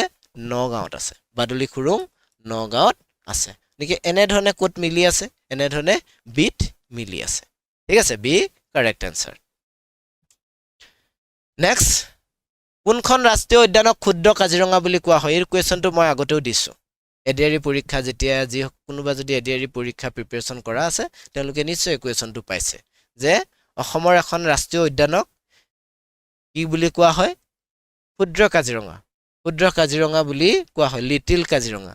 কাজিৰঙা বুলি কোনখন উদ্যানক কোৱা হয় কোনখন নেশ্যনেল পাৰ্কক কোৱা হয় ওৰাং নেশ্যনেল পাৰ্কক কি বুলি কোৱা হয় লিটিল কাজিৰঙা গতিকে শুদ্ধ উত্তৰ হ'ব বি ওৰাং নেশ্যনেল পাৰ্কক লিটিল কাজিৰঙা বুলি কোৱা হয় ঠিক আছে অসম প্ৰকাশন পৰিষদৰ বৰ্তমানৰ সচিব গৰাকীৰ নাম কি শেষৰটো কুৱেশ্যন এই কুৱেশ্যনটো সকলোৱে কমেণ্টত জনাই দিব যে ইয়াৰ শুদ্ধ উত্তৰটো কি এতিয়াৰ পৰা আমাৰ লাৰ্ণ উইথ এছপিকে আমি কেনেধৰণে প্ৰিপাৰেচন কৰি আছোঁ আমি এটা পৰিয়াল হৈ আমি ডিছকাছ কৰোঁ আমি কেনেধৰণে আমাৰ সমস্যাসমূহ বা আমি ক'ত উইক আছোঁ সেই অনুসৰি আমি সেই বিষয়ত আমি পঢ়ি যাওঁ ঠিক আছে গতিকে লাৰ্ণ উইথ এছপিকে সহযোগী হ'ব বুলি সকলোকে আশা ৰাখি আজিৰ ক্লাছটো ইমানতে সামৰি মাৰিছোঁ